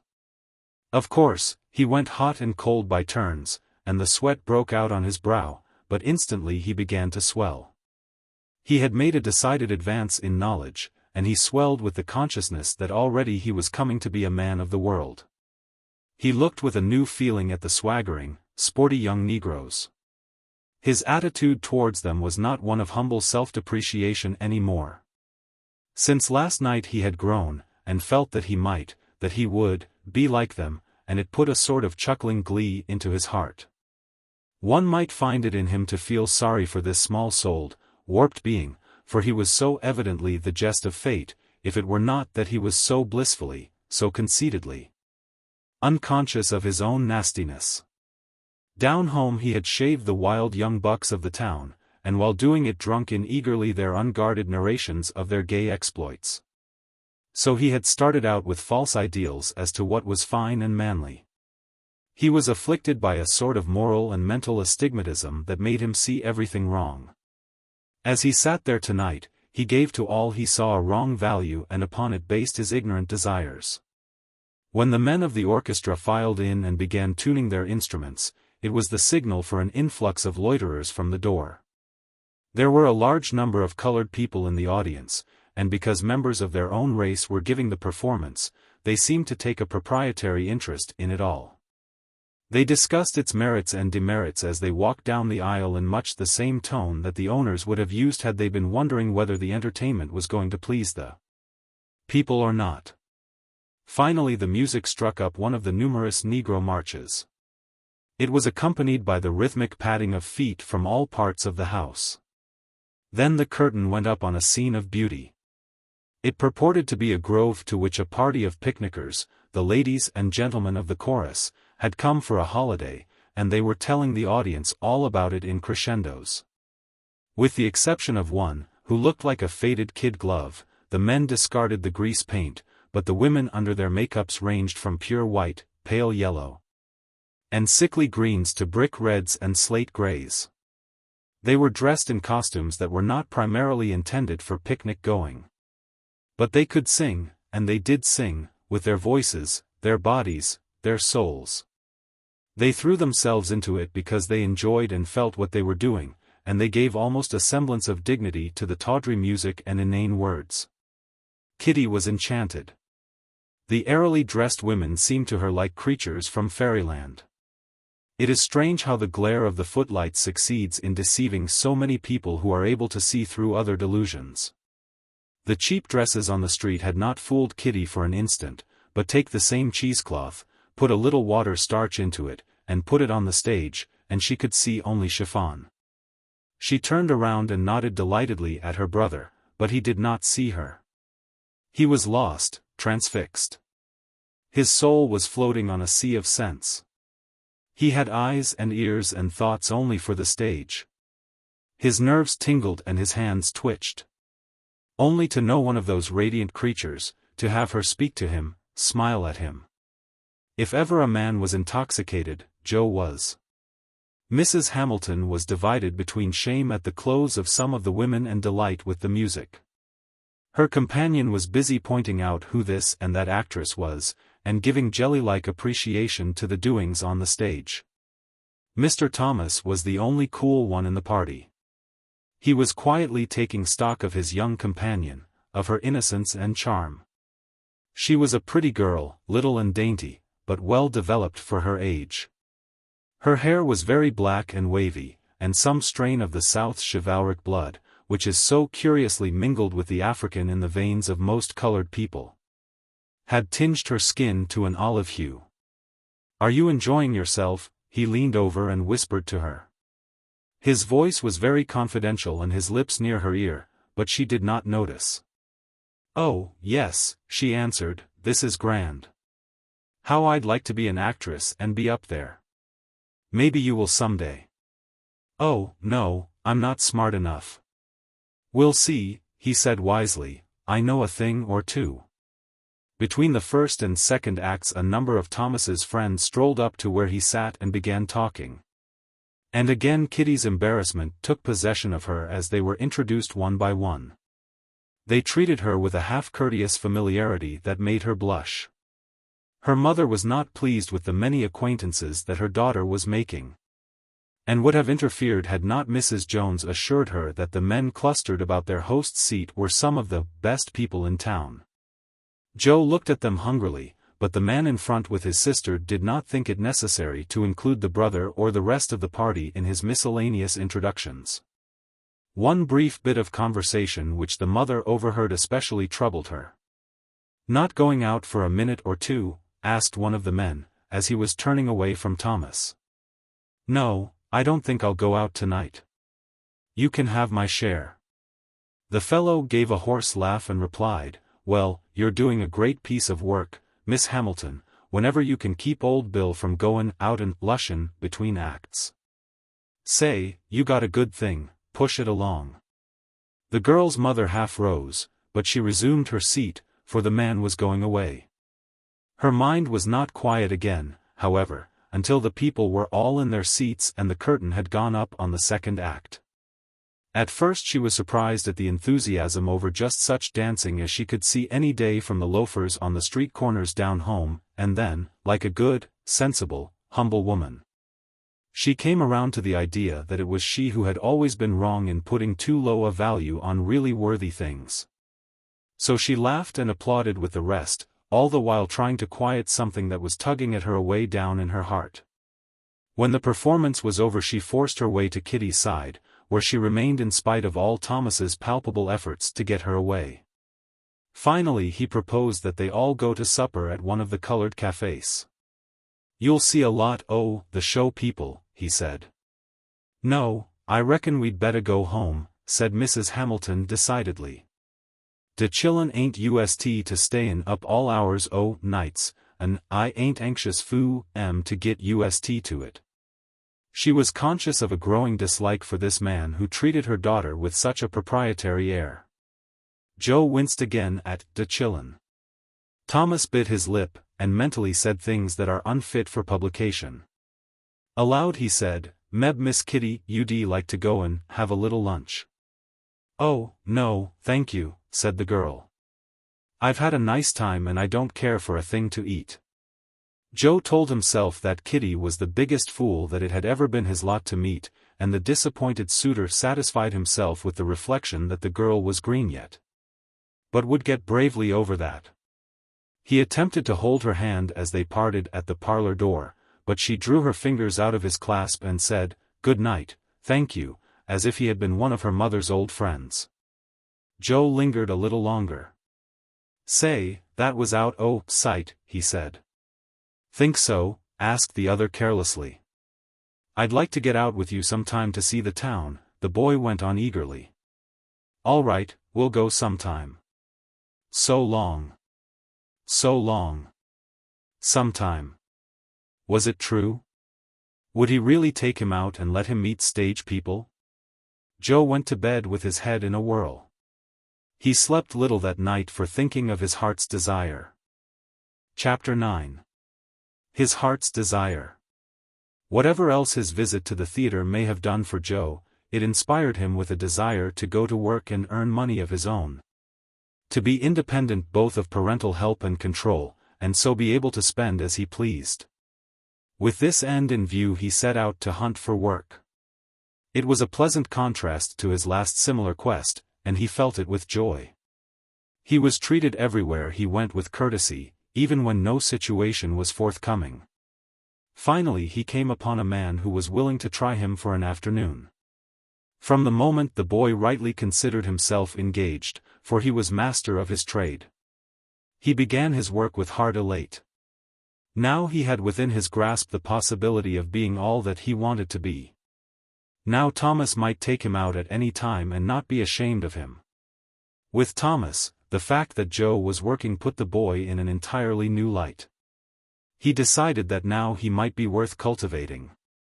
For a week or two he had ignored him, and, proceeding upon the principle that if you give corn to the old hen she will cluck to her chicks, had treated Mrs. Hamilton with marked deference and kindness. This had been without success, as both the girl and her mother held themselves politely aloof from him. He began to see that his hope of winning Kitty's affections lay, not in courting the older woman but in making a friend of the boy. So on a certain Saturday night when the Banner Club was to give one of its smokers, he asked Joe to go with him. Joe was glad to, and they set out together. Arrived, Thomas left his companion for a few moments while he attended, as he said, to a little business. What he really did was to seek out the proprietor of the club and some of its hangers-on. "I say," he said, "I've got a friend with me tonight. He's got some dough on him. He's fresh and young and easy." "Phew," exclaimed the proprietor. "Yes, he's a good thing, but push it along light at first, he might get skittish." "Thomas, let me fall on your bosom and weep," said a young man who, on account of his usual expression of innocent gloom, was called Sadness. "This is what I've been looking for a month. My hat was getting decidedly shabby. Do you think he would stand for a touch on the first night of our acquaintance? Don't you dare. Do you want to frighten him off? Make him believe that you've got coin to burn and that it's an honor to be with you. But, you know, he may expect a glimpse of the gold. A smart man don't need to show nothin'. All he's got to do is to act." "Oh, I'll act, we'll all act. Be slow to take a drink from him. Thomas, my boy, you're an angel. I recognize that more and more every day, but bid me do anything else but that. That I refuse, it's against nature," and Sadness looked more mournful than ever. "Trust old Sadness to do his part," said the portly proprietor, and Thomas went back to the Lamb. "Nothin' doin' so early," he said, "let's go and have a drink." They went, and Thomas ordered. "No, no, this is on me," cried Joe, trembling with joy. "Pshaw, your money's counterfeit," said his companion with fine generosity. "This is on me, I say. Jack, what'll you have yourself?" As they stood at the bar, the men began strolling up one by one. Each in his turn was introduced to Joe. They were very polite. They treated him with a pale, dignified, high-minded respect that menaced his pocketbook and possessions. The proprietor, Mr. Turner, asked him why he had never been in before. He really seemed much hurt about it, and on being told that Joe had only been in the city for a couple of weeks expressed emphatic surprise, even disbelief. And assured the rest that anyone would have taken Mr. Hamilton for an old New Yorker. Sadness was introduced last. He bowed to Joe's, "Happy to know you, Mr. Williams." "Better known as Sadness," he said, with an expression of deep gloom. "A distant relative of mine once had a great grief. I have never recovered from it." Joe was not quite sure how to take this.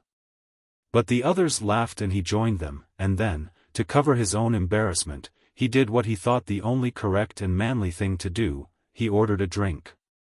"I don't know as I ought to," said Sadness. "Oh, come on," his companions called out, "don't be stiff with a stranger. Make him feel at home. Mr. Hamilton will believe me when I say that I have no intention of being stiff, but duty is duty. I've got to go downtown to pay a bill, and if I get too much aboard, it wouldn't be safe walking around with money on me." "Ah, shut up, Sadness," said Thomas. "My friend Mr. Hamilton'll feel hurt if you don't drink with him."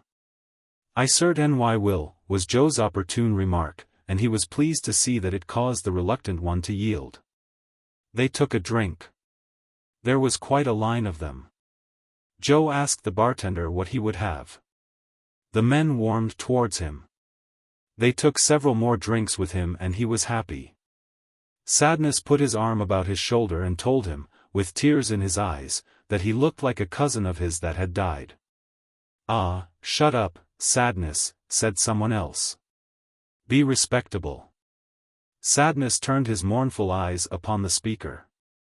"I won't," he replied. "Being respectable is very nice as a diversion, but it's tedious if done steadily." Joe did not quite take this, so he ordered another drink. A group of young fellows came in and passed up the stairs. "Shearing another lamb," said one of them significantly. "Well, with that gang it will be well done."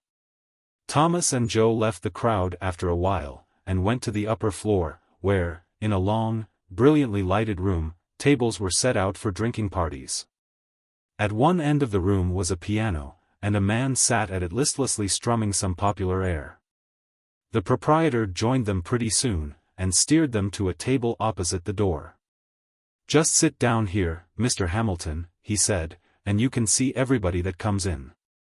We have lots of nice people here on smoker nights, especially after the shows are out and the girls come in." Joe's heart gave a great leap, and then settled as cold as lead. Of course, those girls wouldn't speak to him. But his hopes rose as the proprietor went on talking to him and to no one else. Mr. Turner always made a man feel as if he were of some consequence in the world, and men a good deal older than Joe had been fooled by his manner. He talked to one in a soft, ingratiating way, giving his whole attention apparently. He tapped one confidentially on the shoulder, as who should say, "My dear boy, I have but two friends in the world, and you are both of them." Joe, charmed and pleased, kept his head well. There is a great deal in heredity, and his father had not been Maurice Oakley's butler for so many years for nothing. The Banner Club was an institution for the lower education of Negro youth. It drew its pupils from every class of people and from every part of the country. It was composed of all sorts and conditions of men, educated and uneducated, dishonest and less so, of the good, the bad, and the unexposed. Parasites came there to find victims, politicians for votes, reporters for news, and artists of all kinds for color and inspiration. It was the place of assembly for a number of really bright men, who after days of hard and often unrewarded work came there and drunk themselves drunk in each other's company. And when they were drunk, talked of the eternal verities. The banner was only one of a kind. It stood to the stranger and the man and woman without connections for the whole social life. It was a substitute, poor, it must be confessed, to many youths for the home life which is so lacking among certain classes in New York. Here the rounders congregated, or came and spent the hours until it was time to go forth to bout or assignation. Here too came sometimes the curious who wanted to see something of the other side of life. Among these, white visitors were not infrequent, those who were young enough to be fascinated by the bizarre, and those who were old enough to know that it was all in the game. Mr. Skaggs, of the New York universe, was one of the former class and a constant visitor, he and a lady friend, called Maudie, who had a penchant for dancing to ragtime melodies as only the pufficer of such a club can play them. Of course, the place was a social cesspool, generating a poisonous miasma and reeking with the stench of decayed and rotten moralities. There is no defense to be made for it. But what do you expect when false idealism and fevered ambition come face to face with catering cupidity? It was into this atmosphere that Thomas had introduced the boy Joe, and he sat there now by his side, firing his mind by pointing out the different celebrities who came in and telling highly flavored stories of their lives or doings. Joe heard things that had never come within the range of his mind before. "Ah, there's Skaggsy and Maudie, Maudie's his girl, you know, and he's a reporter on the New York universe. Fine fellow, Skaggsy." Maudie, a portly, voluptuous-looking brunette, left her escort and went directly to the space by the piano. Here she was soon dancing with one of the colored girls who had come in. Skaggs started to sit down alone at a table, but Thomas called him, "Come over here, Skaggsy." In the moment that it took the young man to reach them, Joe wondered if he would ever reach that state when he could call that white man Skaggsy and the girl Maudie. The newcomer soon set all of that at ease. "I want you to know my friend, Mr. Hamilton, Mr. Skaggs." "Why, how d'ye do, Hamilton? I'm glad to meet you. Now, look-a-here. Don't you let old Thomas here string you about me bein' any old Mr. Skaggs. I'm Skaggsy to all of my friends. I hope to count you among 'em." It was such a supreme moment that Joe could not find words to answer, so he called for another drink. "Not a bit of it," said Skaggsy, "not a bit of it. When I meet my friends I always reserve to myself the right of ordering the first drink. Waiter, this is on me. What'll you have, gentlemen?" They got their drinks, and then Skaggsy leaned over confidentially and began talking. "I tell you, Hamilton, there ain't an ounce of prejudice in my body. Do you believe it?" Joe said that he did. Indeed, Skaggsy struck one as being aggressively unprejudiced. He went on, "You see, a lot o' fellows say to me, 'What do you want to go down to that nigger club for?' That's what they call it, nigger club. But I say to 'em, gentlemen, at that nigger club, as you choose to call it, I get more inspiration than I could get at any of the greater clubs in New York. I've often been invited to join some of the swell clubs here, but I never do it. By Jove! I'd rather come down here and fellowship right in with you fellows. I like colored people, anyway. It's natural. You see, my father had a big plantation and owned lots of slaves, no offense, of course, but it was the custom of that time, and I've played with little darkies ever since I could remember." It was the same old story that the white who associates with Negroes from volition usually tells to explain his taste. The truth about the young reporter was that he was born and reared on a Vermont farm, where his early life was passed in fighting for his very subsistence. But this never troubled Skaggsy. He was a monumental liar, and the saving quality about him was that he calmly believed his own lies while he was telling them, so no one was hurt. For the deceiver was as much a victim as the deceived. The boys who knew him best used to say that when Skaggs got started on one of his debauches of lying, the recording angel always put on an extra clerical force. "Now look at Maudie," he went on. Would you believe it that she was of a fine, rich family, and that the colored girl she's dancing with now used to be her servant? She's just like me about that. Absolutely no prejudice. Joe was wide-eyed with wonder and admiration, and he couldn't understand the amused expression on Thomas's face, nor why he surreptitiously kicked him under the table. Finally the reporter went his way, and Joe's sponsor explained to him that he was not to take in what Skaggs said, and that there hadn't been a word of truth in it. He ended with, "Everybody knows Maudie, and that colored girl is Mamie Lacey, and never worked for anybody in her life. Skaggs a good fella, all right, but he's the biggest liar in Nyok." The boy was distinctly shocked. He wasn't sure, but Thomas was jealous of the attention the white man had shown him and wished to belittle it. Anyway, he did not thank him for destroying his romance. About 11 o'clock, when the people began to drop in from the plays, the master of ceremonies opened proceedings by saying that the free concert would now begin, and he hoped that all present, ladies included, would act like gentlemen, and not forget the waiter. Mr. Merriweather will now favor us with the latest coon song, entitled "Come Back to Yo, Baby, Honey." There was a patter of applause, and a young Negro came forward, and in a strident, music-hall voice, sung or rather recited with many gestures the ditty. He couldn't have been much older than Joe, but already his face was hard with dissipation and foul knowledge. He gave the song with all the rank suggestiveness that could be put into it. Joe looked upon him as a hero. He was followed by a little, brown-skinned fellow with an immature Van Dyke beard and a lisp. He sung his own composition and was funny. How much funnier than he himself knew or intended, may not even be hinted at. Then, while an instrumentalist, who seemed to have a grudge against the piano, was hammering out the opening bars of a march, Joe's attention was attracted by a woman entering the room. And from that moment he heard no more of the concert.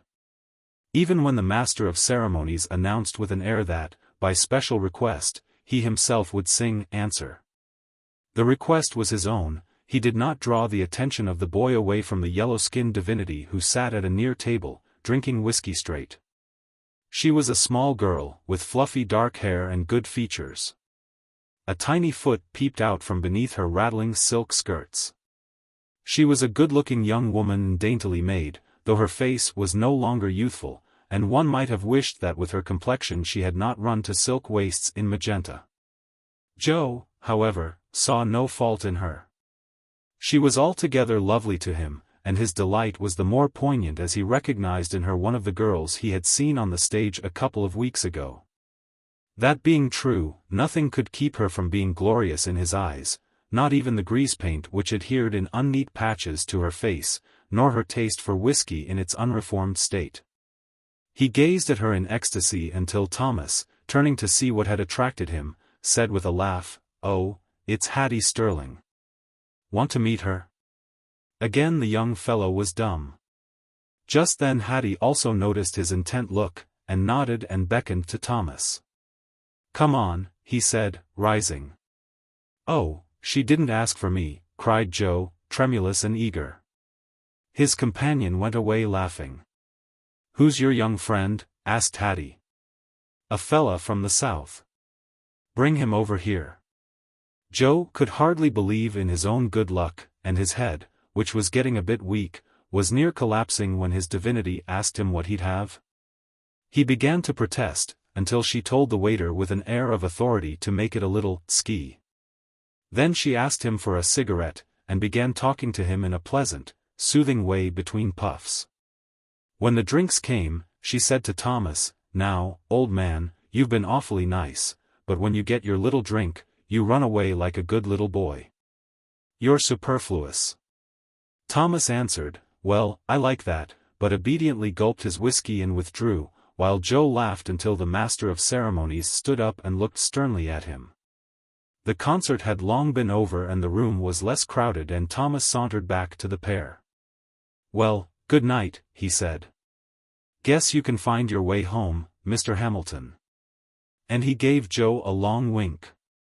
"Good night," said Joe, woozily, "I be a re. Good night." Make it another ski, was Hattie's farewell remark. It was late the next morning when Joe got home. He had a headache and a sense of triumph that not even his illness and his mother's reproof could subdue.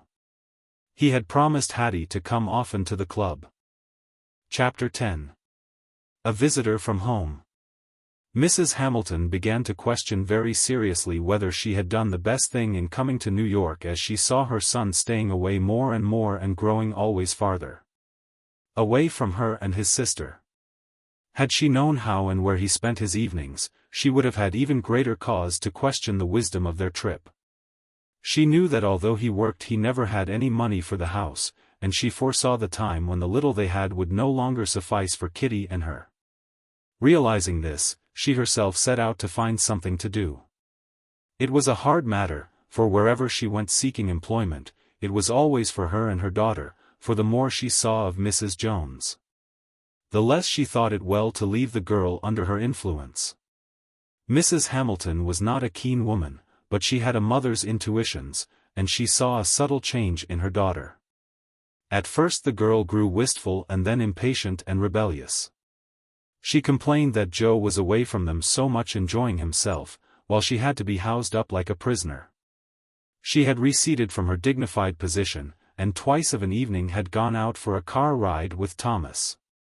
But as that gentleman never included the mother in his invitation, she decided that her daughter should go no more, and she begged Joe to take his sister out sometimes instead.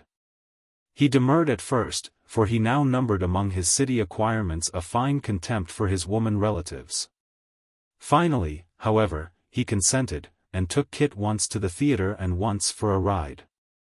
Each time he left her in the care of Thomas as soon as they were out of the house, while he went to find or to wait for his dear Hattie. But his mother did not know all this, and Kit did not tell her. The quick poison of the unreal life about her had already begun to affect her character. She had grown secretive and sly. The innocent longing which in a burst of enthusiasm she had expressed that first night at the theater was growing into a real ambition with her. And she dropped the simple old songs she knew to practice the detestable coon ditties which the stage demanded. She showed no particular pleasure when her mother found the sort of place they wanted, but went to work with her in sullen silence. Mrs. Hamilton could not understand it all, and many a night she wept and prayed over the change in this child of her heart. There were times when she felt that there was nothing left to work or fight for. The letters from Barry in prison became fewer and fewer. He was sinking into the dull, dead routine of his life. Her own letters to him fell off. It was hard getting the children to write. They did not want to be bothered, and she could not write for herself. So in the weeks and months that followed she drifted farther away from her children and husband and all the traditions of her life.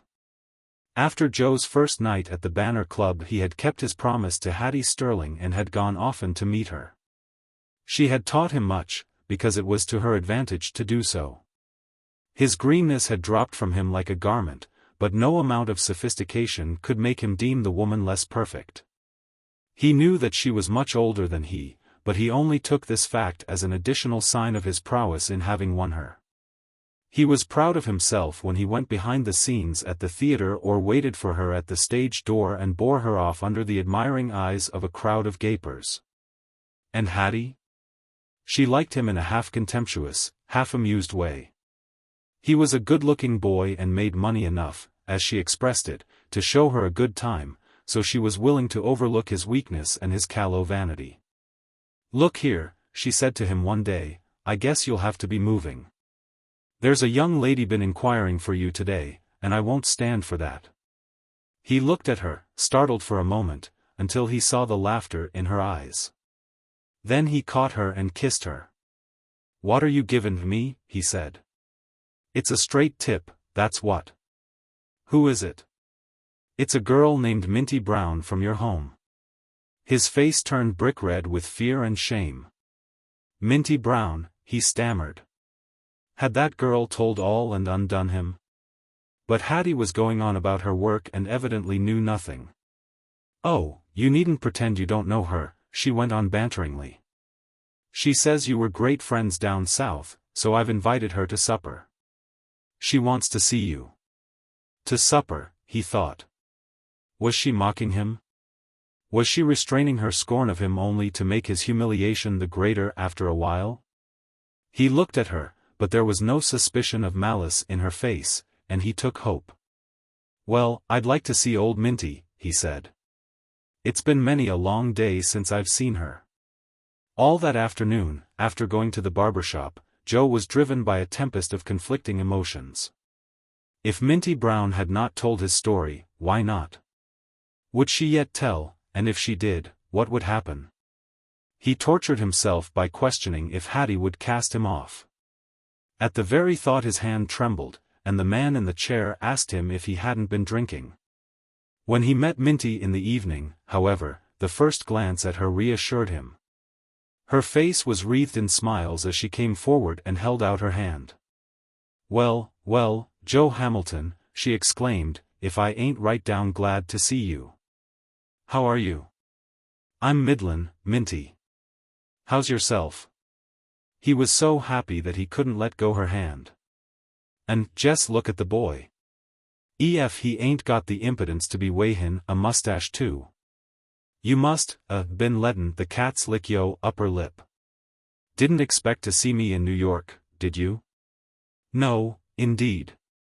What you doin' here?" "Oh, I got a gent'man friend what's a porter, and his run's been changed so that he comes hyeh, and he told me, if I wanted to come he'd bring me though for a visit, so, you see, hyeh I am. I always was mighty anxious to see this hyeh town. But tell me, how's kitten, yo, ma?" "They're both right well." He had forgotten them and their scorn of Minty. "Way do you live?" "I'm comin' roon to see em." He hesitated for a moment. He knew how his mother, if not Kit, would receive her, and yet he dared not anger this woman, who had his fate in the hollow of her hand. She saw his hesitation and spoke up. "Oh, that's all right. Let bygones be bygones. You know I ain't the person that holds a grudge agin anybody." "That's right, Minty, that's right," he said, and gave her his mother's address. Then he hastened home to prepare the way for Minty's coming. Joe had no doubt but that his mother would see the matter quite as he saw it, and be willing to temporize with Minty, but he had reckoned without his host. Mrs. Hamilton might make certain concessions to strangers on the score of expediency, but she absolutely refused to yield one iota of her dignity to one whom she had known so long as an inferior. "But don't you see what she can do for us, Ma? She knows people that I know, and she can ruin me with them. I ain't never bowed my haid to Minty Brown and I ain't a-goin' to do it now," was his mother's only reply. "Oh, Ma," Kitty put in, "you don't want to get talked about up here, do you? We'd just as well be talked about somepen we didn't do as somepen we did do, and it wouldn't be long befo' we'd come to dat if we made friends wid dat brown gal. I ain't a-goin' to do it. I'm ashamed o' you, Kitty, wantin' me to." The girl began to cry, while her brother walked the floor angrily. "You'll see what'll happen," he cried, "you'll see." Fannie looked at her son, and she seemed to see him more clearly than she had ever seen him before, his foppery, his meanness, his cowardice. "Well," she answered with a sigh, "it can't be no wuss den what's already happened." You'll see," the boy reiterated. Minty Brown allowed no wind of thought to cool the fire of her determination. She left Hattie Sterling soon after Joe, and he was still walking the floor and uttering dire forebodings when she rang the bell below and asked for the Hamiltons. Mrs. Jones ushered her into her fearfully upholstered parlor, and then puffed upstairs to tell her lodgers that there was a friend there from the South who wanted to see them. "Tell her," said Mrs. Hamilton, "dat dey ain't no one hyeh wants to see her." "No, no," Kitty broke in. "Heish," said her mother, "I'm goin' to boss you a little while yit." "Why, I don't understand you, Miss Hamilton," puffed Mrs. Jones. "She's a nice-lookin' lady, and she said she knowed you at home. All you got to do is to tell dat Jess what I say." Minty Brown downstairs had heard the little colloquy, and, perceiving that something was amiss, had come to the stairs to listen. Now her voice, striving hard to be condescending and sweet, but growing harsh with anger, floated up from below. "Oh, Neva Min, lady, I ain't anxious to see I jest called out oh pity, but I reckon dey, shame to see me cause de ol man's in penitentiary and dey was run out town." Mrs. Jones gasped, and then turned and went hastily downstairs. Kit burst out crying afresh, and Joe walked the floor muttering beneath his breath, while the mother sat grimly watching the outcome. Finally they heard Mrs. Jones step once more on the stairs. She came in without knocking, and her manner was distinctly unpleasant. "Miss Hamilton," she said, "I've had a talk with the lady downstairs, and she's told me everything. I'd be glad if you'd let me have my rooms as soon as possible. So you goin' to put me out on de wud of a stranger? I'm sorry, but everybody in the house heard what Miss Brown said, and it'll soon be all over town, and that you'd ruin the reputation of my house. I reckon all dat kin be explained." "Yes, but I don't know that anybody kin explain your daughter Alu's being with Mr. Thomas, who ain't even divorced from his wife." She flashed a vindictive glance at the girl, who turned deadly pale and dropped her head in her hands. "You dey to say dat, Miss Jones, you dat fust introduced my gal to dat man and got her to go out wid him? I reckon you'd better go now." And Mrs. Jones looked at Fanny's face and obeyed. As soon as the woman's back was turned, Joe burst out, There. See what you've done with your damned foolishness." Fanny turned on him like a tigress. "Don't you cuss here befo' me. I ain't neva brung you up to it, and I won't stand it. Go to dem way you larned it, and way de wadi es son sweet." The boy started to speak, but she checked him. "Don't you day to cuss agin or befo' God dey'll be sompen foo dis family to be rottin in jail foo." The boy was cowed by his mother's manner. He was gathering his few belongings in a bundle. "I ain't goin' to cuss," he said sullenly, "I'm goin' out your way." "Oh, go on," she said, "go on. It's been a long time since you been my son. You on yo way to hell, and you has been foo low dece many days." Joe got out of the house as soon as possible. He did not speak to Kit nor look at his mother. He felt like a cur, because he knew deep down in his heart that he had only been waiting for some excuse to take this step. As he slammed the door behind him, his mother flung herself down by Kit's side and mingled her tears with her daughter's. But Kit did not raise her head. "Dey ain't nothin' lef' but you now, Kit." But the girl did not speak, she only shook with hard sobs. Then her mother raised her head and almost screamed, "My God, not you, Kit." The girl rose, and then dropped unconscious in her mother's arms. Joe took his clothes to a lodging house that he knew of, and then went to the club to drink himself up to the point of going to see Hattie after the show. Chapter 11. Broken Hopes. What Joe Hamilton lacked more than anything else in the world was someone to kick him. Many a man who might have lived decently and become a fairly respectable citizen has gone to the dogs for the want of someone to administer a good resounding kick at the right time. It is corrective and clarifying. Joe needed especially its clarifying property, for though he knew himself a cur, he went away from his mother's house feeling himself somehow aggrieved. And the feeling grew upon him the more he thought of it. His mother had ruined his chance in life, and he could never hold up his head again. Yes, he had heard that several of the fellows at the club had shady reputations, but surely to be the son of a thief or a supposed thief was not like being the criminal himself. At the Banner he took a seat by himself, and, ordering a cocktail, sat glowering at the few other lonely members who had happened to drop in. There were not many of them, and the contagion of unsociability had taken possession of the house. The people sat scattered around at different tables, perfectly unmindful of the bartender, who cursed them under his breath for not getting together. Joe's mind was filled with bitter thoughts. How long had he been away from home? He asked himself. Nearly a year. Nearly a year passed in New York, and he had come to be what he so much desired, a part of its fast life, and now in a moment an old woman's stubbornness had destroyed all that he had builded. What would Thomas say when he heard it? What would the other fellows think? And Hattie? It was plain that she would never notice him again. He had no doubt but that the malice of Minty Brown would prompt her to seek out all of his friends and make the story known. Why had he not tried to placate her by disavowing sympathy with his mother? He would have had no compunction about doing so, but he had thought of it too late. He sat brooding over his trouble until the bartender called with respectful sarcasm to ask if he wanted to lease the glass he had. He gave back a silly laugh, gulped the rest of the liquor down, and was ordering another when Sadness came in. He came up directly to Joe and sat down beside him. "Mr. Hamilton says, make it 2, Jack," he said with easy familiarity. "Well, what's the matter, old man? You're looking glum." "I feel glum. The divine Hattie hasn't been cutting any capers, has she? The dear old girl hasn't been getting hysterical at her age? Let us hope not." Joe glared at him. Why in the devil should this fellow be so sadly gay when he was weighted down with sorrow and shame and disgust?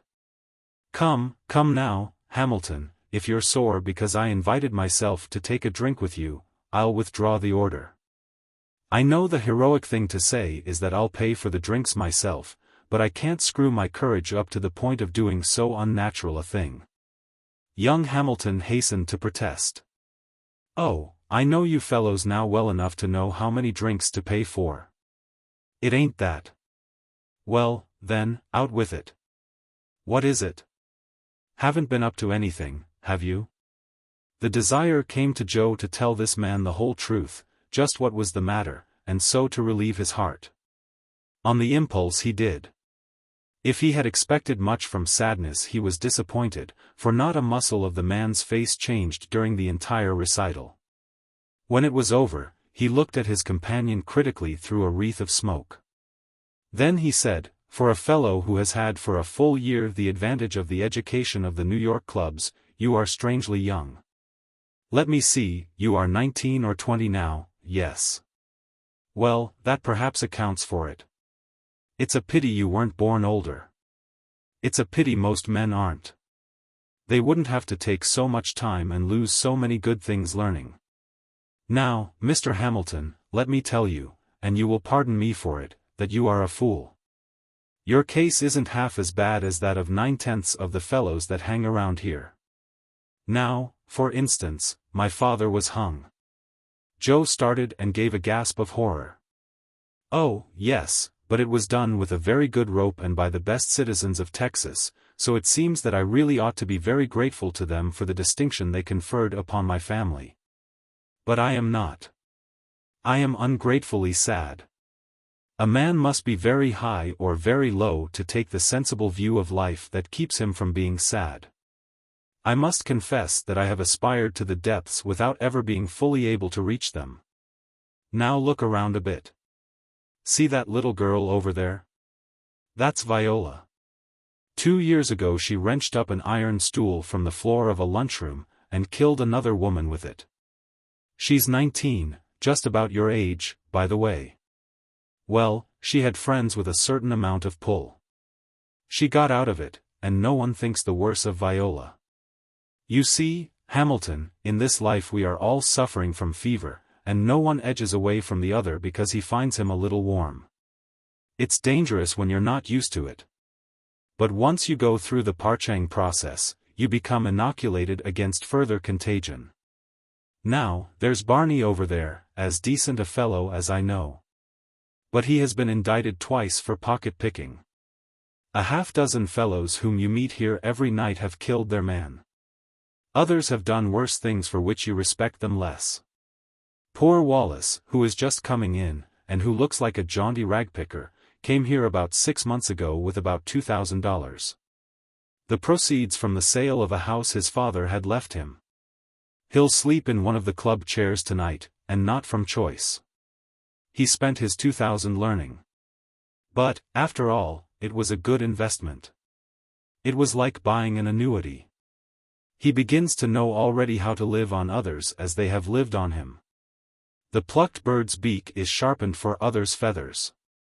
From now on Wallace will live, eat, drink, and sleep at the expense of others, and will forget to mourn his lost money. He will go on this way until, broken and useless, the poorhouse or the potter's field gets him. Oh, it's a fine, rich life, my lad. I know you'll like it. I said you would the first time I saw you. It has plenty of stir in it, and a man never gets lonesome. Only the rich are lonesome. It's only the independent who depend upon others. Sadness laughed a peculiar laugh, and there was a look in his terribly bright eyes that made Joe creep. If he could only have understood all that the man was saying to him, he might even yet have turned back. But he didn't. He ordered another drink. The only effect that the talk of sadness had upon him was to make him feel wonderfully in it. It gave him a false bravery, and he mentally told himself that now he would not be afraid to face Hattie. He put out his hand to Sadness with a knowing look. "Thanks, Sadness," he said, "you've helped me lots." Sadness brushed the proffered hand away and sprung up. "You lie," he cried, "I haven't, I was only fool enough to try." And he turned hastily away from the table. Joe looked surprised at first, and then laughed at his friend's retreating form. "Poor old fellow," he said, "drunk again. Must have had something before he came in." There was not a lie in all that Sadness had said either as to their crime or their condition. He belonged to a peculiar class, one that grows larger and larger each year in New York and which has imitators in every large city in this country. It is a set which lives, like the leech, upon the blood of others, that draws its life from the veins of foolish men and immoral women. That prides itself upon its well-dressed idleness and has no shame in its voluntary pauperism. Each member of the class knows every other, his methods and his limitations, and their loyalty one to another makes of them a great hulking, fashionably uniformed fraternity of indolence. Some play the races a few months of the year, others, quite as intermittently, gamble at shoestring politics, and waver from party to party as time or their interests seem to dictate. But mostly they are like the lilies of the field. It was into this set that Sadness had sarcastically invited Joe, and Joe felt honored. He found that all of his former feelings had been silly and quite out of place, that all he had learned in his earlier years was false. It was very plain to him now that to want a good reputation was the sign of unpardonable immaturity, and that dishonor was the only real thing worthwhile. It made him feel better. He was just rising bravely to swagger out to the theater when Minty Brown came in with one of the clubmen he knew. He bowed and smiled, but she appeared not to notice him at first, and when she did she nudged her companion and laughed. Suddenly his little courage began to ooze out, and he knew what she must be saying to the fellow at her side, for he looked over at him and grinned. Where now was the philosophy of Sadness?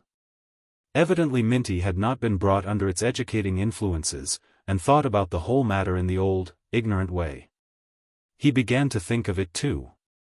Somehow old teachings and old traditions have an annoying way of coming back upon us in the critical moments of life. Although one has long ago recognized how much truer and better some newer ways of thinking are. But Joe would not allow Minty to shatter his dreams by bringing up these old notions. She must be instructed. He rose and went over to her table. "Why, Minty," he said, offering his hand, "you ain't mad at me, are you?" "Go on away from here," she said angrily. "I don't want none o' thievin' Barry Hamilton's family to speak to me." "Why, you were all right this evening." "Yes, but jest out o' pity, and you was nice, 'cause you was afraid I'd tell on you." "Go on now." "Go on now," said Minty's young man, and he looked menacing. Joe, what little self-respect he had gone, slunk out of the room and needed several whiskeys in a neighboring saloon to give him courage to go to the theater and wait for Hattie, who was playing in vaudeville houses pending the opening of her company. The closing act was just over when he reached the stage door. He was there but a short time, when Hattie tripped out and took his arm. Her face was bright and smiling, and there was no suggestion of disgust in the dancing eyes she turned up to him. Evidently she had not heard, but the thought gave him no particular pleasure, as it left him in suspense as to how she would act when she should hear. "Let's go somewhere and get some supper," she said. "I'm as hungry as I can be." "What are you looking so cut up about?" "Oh, I ain't feelin' so very good." "I hope you ain't lettin' that long-tongued brown woman bother your head, are you?" His heart seemed to stand still. She did know, then. "Do you know all about it?" "Why, of course I do. You might know she'd come to me first with her story. And you still keep on speaking to me? Now look here, Joe, if you've been drinking, I'll forgive you. If you ain't, you go on and leave me. Say, what do you take me for? Do you think I'd throw down a friend because somebody else talked about him? Well, you don't know Hat Sterling. When Minty told me that story, she was back in my dressing room, and I sent her out they're flying, and with a tongue lashing that she won't forget for a month Sundays. I reckon that was the reason she jumped on me so hard at the club." He chuckled. He had taken heart again. All that Sadness had said was true, after all, and people thought no less of him. His joy was unbounded. "So she jumped on you hard, did she? The cat?" "Oh, she didn't say a thing to me." "Well, Joe, it's just like this. I ain't an angel, you know that, but I do try to be square, and whenever I find a friend of mine down on his luck, in his pocketbook or his feelings, why, I give him my flipper. Why, old chap, I believe I like you better for the stiff upper lip you've been keeping under all this. Why, Hattie," he broke out, unable any longer to control himself, you're. "Oh, I'm just plain Hat Sterling, who won't throw down her friends. Now come on and get something to eat. If that thing is at the club, we'll go there and show her just how much her talk amounted to. She thinks she's the whole game, but I can spot her and then show her that she ain't 1, 2, 3. When they reached the banner, they found Minty still there. She tried on the two the same tactics that she had employed so successfully upon Joe alone. She nudged her companion and tittered. But she had another person to deal with. Hattie Sterling stared at her coldly and indifferently, and passed on by her to a seat. Joe proceeded to order supper and other things in the nonchalant way that the woman had enjoined upon him. Minty began to feel distinctly uncomfortable, but it was her business not to be beaten. She laughed outright. Hattie did not seem to hear her. She was beckoning Sadness to her side. He came and sat down. "Now look here," she said, "you can't have any supper because you haven't reached the stage of magnificent hunger to make a meal palatable to you. You've got so used to being nearly starved that a meal don't taste good to you under any other circumstances. You're in on the drinks, though. Your thirst is always available. Jack," she called down the long room to the bartender, "make it 3, lean over here, I want to talk to you. See that woman over there by the wall? No, not that one, the big light woman with Griggs. Well, she's come here with a story trying to throw Joe down, and I want you to help me do her." "Oh, that's the one that upset our young friend, is it?" said Sadness, turning his mournful eyes upon Minty. "That's her. So you know about it, do you?" "Yes, and I'll help do her. She mustn't touch one of the fraternity, you know." He kept his eyes fixed upon the outsider until she squirmed. She could not at all understand this serious conversation directed at her. She wondered if she had gone too far and if they contemplated putting her out. It made her uneasy. Now, this same Miss Sterling had the faculty of attracting a good deal of attention when she wished to. She brought it into play tonight, and in 10 minutes, aided by Sadness, she had a crowd of jolly people about her table. When, as she would have expressed it, everything was going fat, she suddenly paused and, turning her eyes full upon Minty, said in a voice loud enough for all to hear. "Say, boys. You've heard that story about Joe, haven't you?" They had. "Well, that's the one that told it," she's come here to try to throw him and me down. Is she going to do it? Well, I guess not, was the rousing reply, and every face turned towards the now frightened Minty. She rose hastily and, getting her skirts together, fled from the room, followed more leisurely by the crestfallen Griggs. Hattie's laugh and, "Thank you, fellows," followed her out. Matters were less easy for Joe's mother and sister than they were for him. A week or more after this, Kitty found him and told him that Minty's story had reached their employers and that they were out of work. "You see, Joe," she said sadly, "we've took a flat since we moved from Ms. Jones, and we had to furnish it. We've got one lodger, a racehorse man, and he's mighty nice to Ma and me, but that ain't enough. Now we've got to do something." Joe was so smitten with sorrow that he gave her $1 and promised to speak about the matter to a friend of his. He did speak about it to Hattie. "You've told me once or twice that your sister could sing. Bring her down here to me, and if she can do anything, I'll get her a place on the stage," was Hattie's answer. When Kitty heard it she was radiant, but her mother only shook her head and said, "De los hope, de los hope." Chapter 12. All the world's a stage. Kitty proved herself Joe's sister by falling desperately in love with Hattie Sterling the first time they met. The actress was very gracious to her, and called her "child" in a pretty, patronizing way, and patted her on the cheek. "It's a shame that Joe hasn't brought you around before. We've been good friends for quite some time. He told me you and him was right good friends." Already Joe took on a new importance in his sister's eyes. He must be quite a man, she thought, to be the friend of such a person as Miss Sterling. "So you think you want to go on the stage, do you?" "Yes, I thought it might be right nice for me if I could." "Joe, go out and get some beer for us, and then I'll hear your sister sing." Miss Sterling talked as if she were a manager and had only to snap her fingers to be obeyed. When Joe came back with the beer, Kitty drank a glass. She did not like it, but she would not offend her hostess.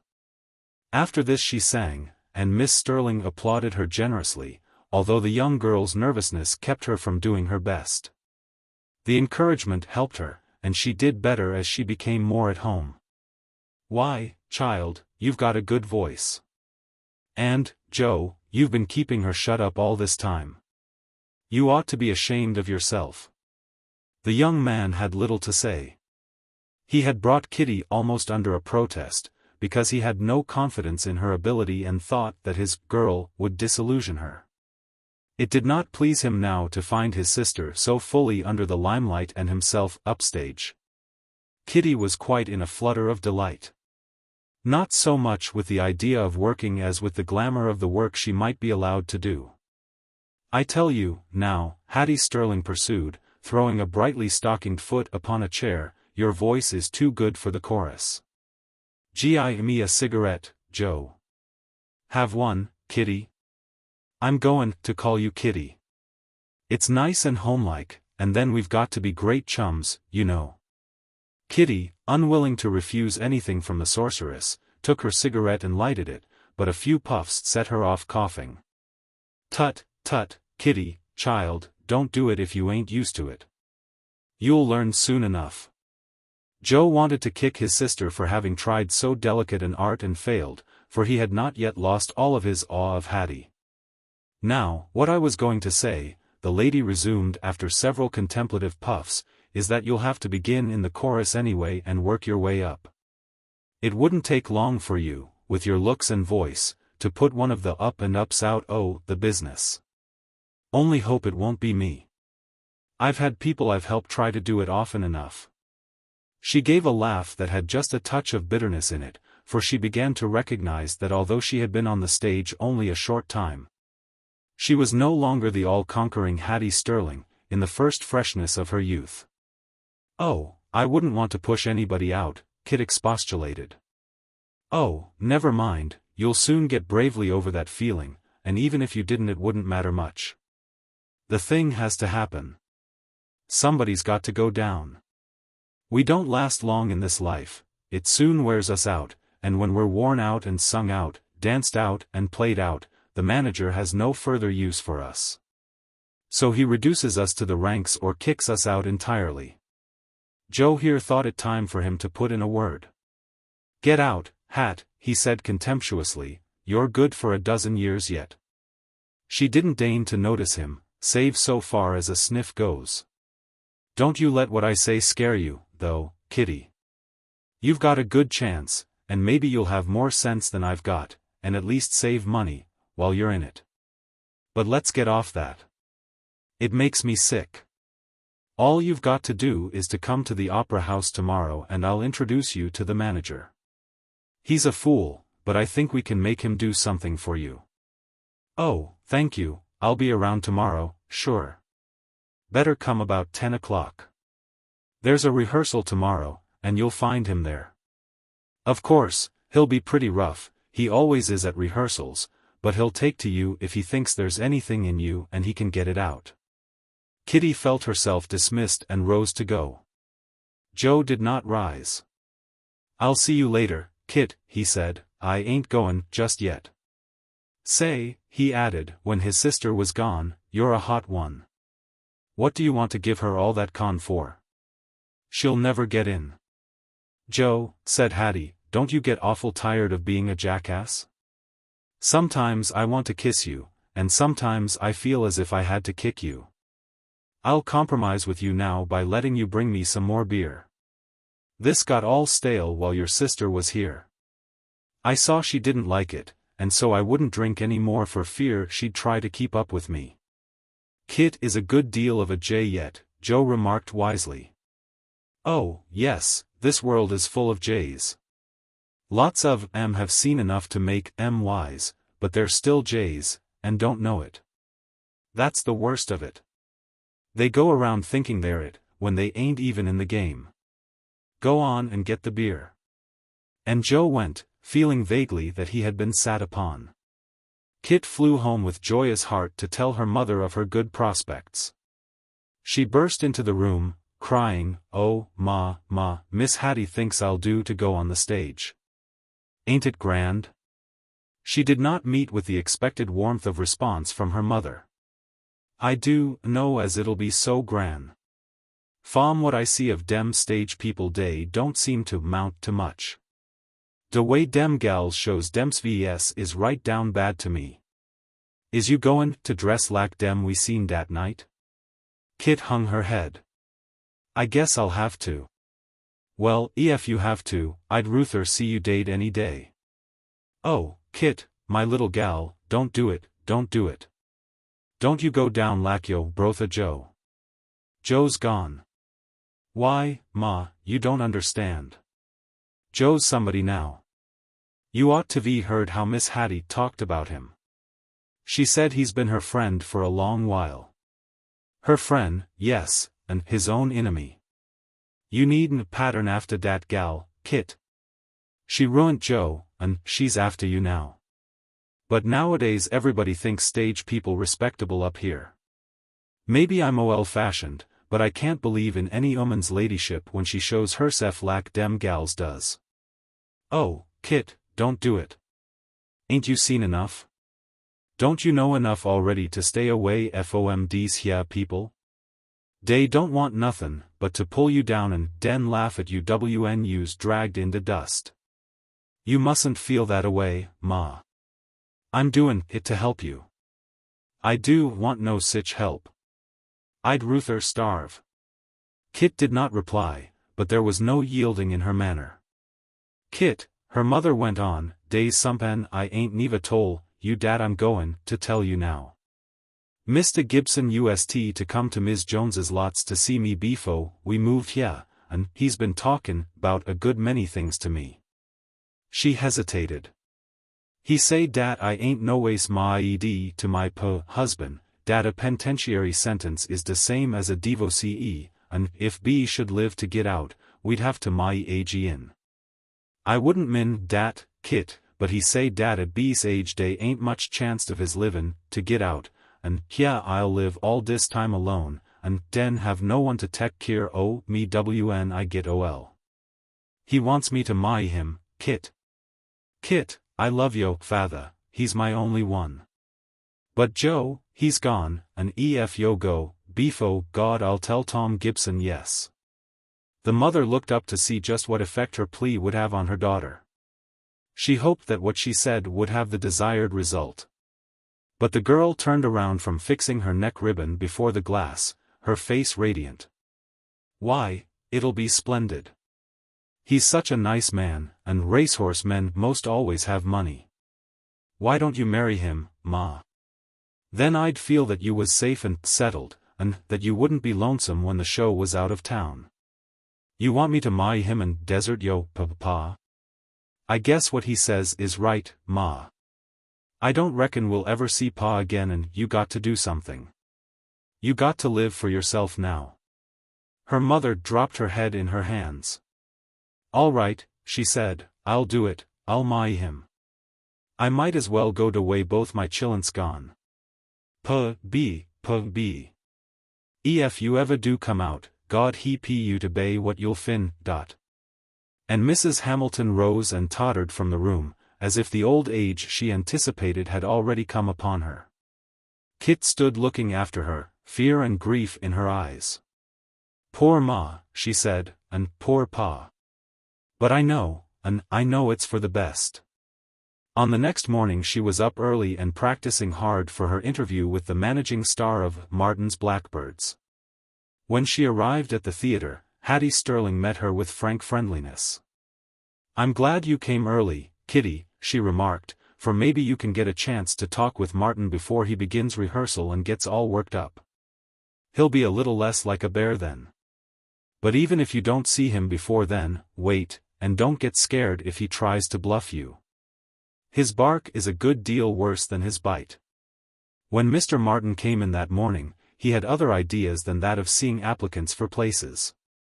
His show must begin in 2 weeks, and it was advertised to be larger and better than ever before, when really nothing at all had been done for it. The promise of this advertisement must be fulfilled. Mr. Martin was late, and was out of humor with everyone else on account of it. He came in hurried, fierce, and important.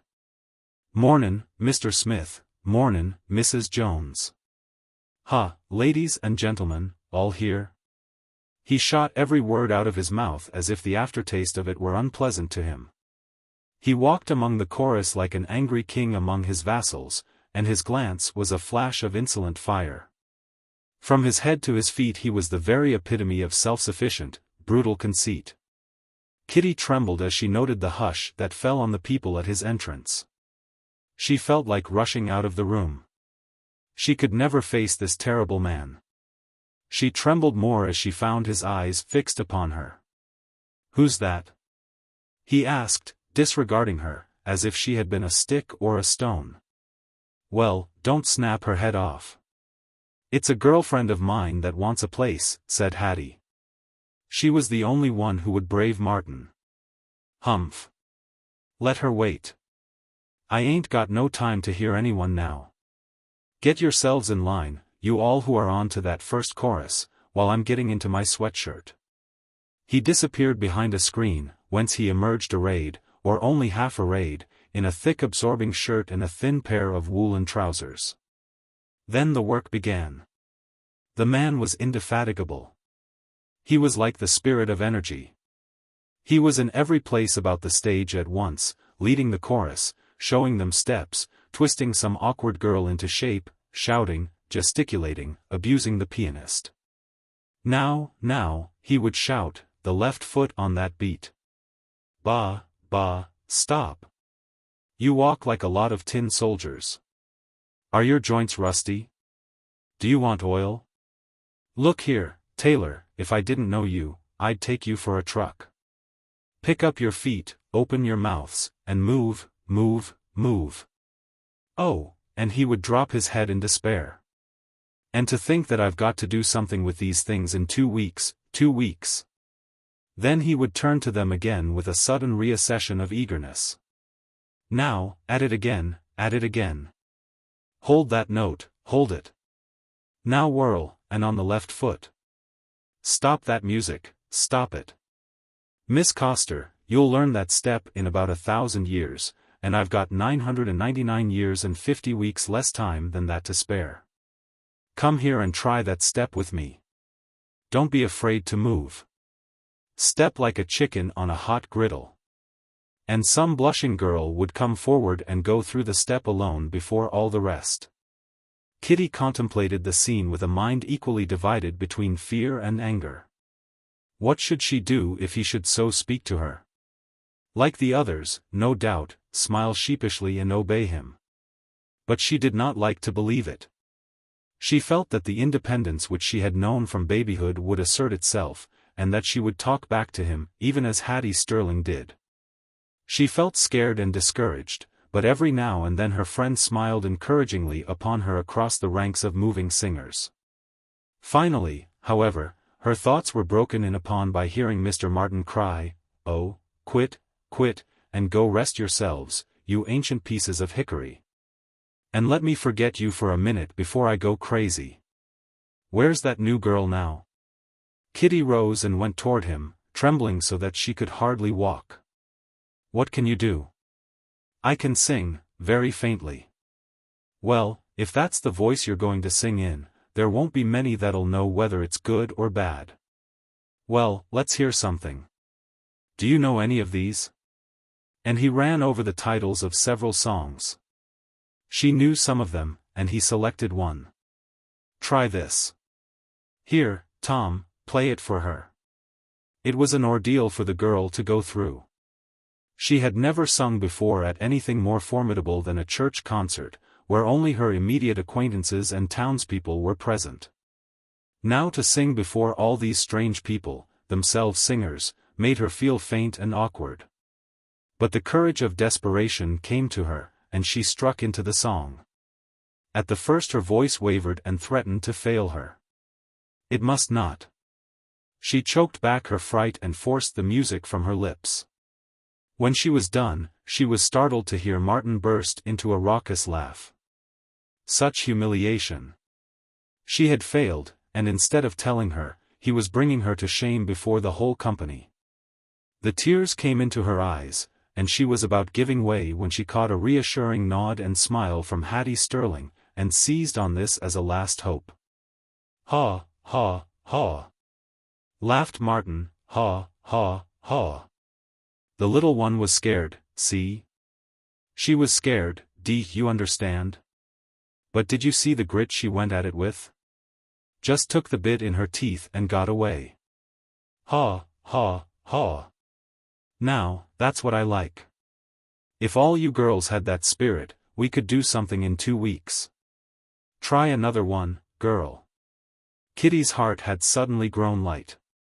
She sang the second one better because something within her was singing. "Good," said Martin, but he immediately returned to his cold manner. "You watch these girls close and see what they do, and tomorrow be prepared to go into line and move as well as sing." He immediately turned his attention from her to the chorus, but no slight that he could inflict upon her now could take away the sweet truth that she was engaged and tomorrow would begin work. She wished she could go over and embrace Hattie Sterling. She thought kindly of Joe, and promised herself to give him a present out of her first month's earnings. On the first night of the show pretty little Kitty Hamilton was pointed out as a girl who wouldn't be in the chorus long. The mother, who was soon to be Mrs. Gibson, sat in the balcony, a grieved, pained look on her face. Joe was in a front row with some of the rest of the gang. He took many drinks between the acts, because he was proud. Mr. Thomas was there. He also was proud, and after the performance he waited for Kitty at the stage door and went forward to meet her as she came out. The look she gave him stopped him, and he let her pass without a word.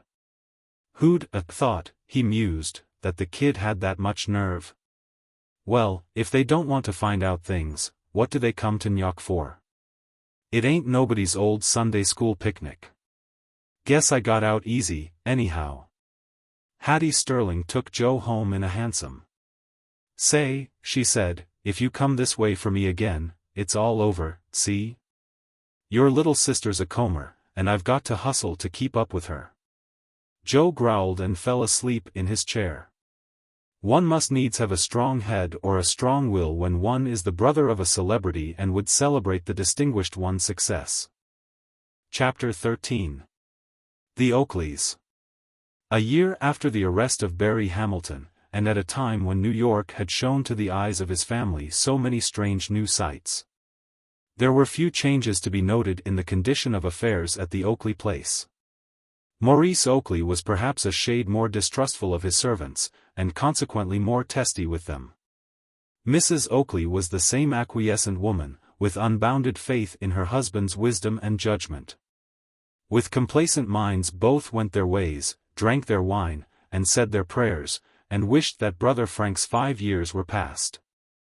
They had letters from him now and then, never very cheerful in tone, but always breathing the deepest love and gratitude to them.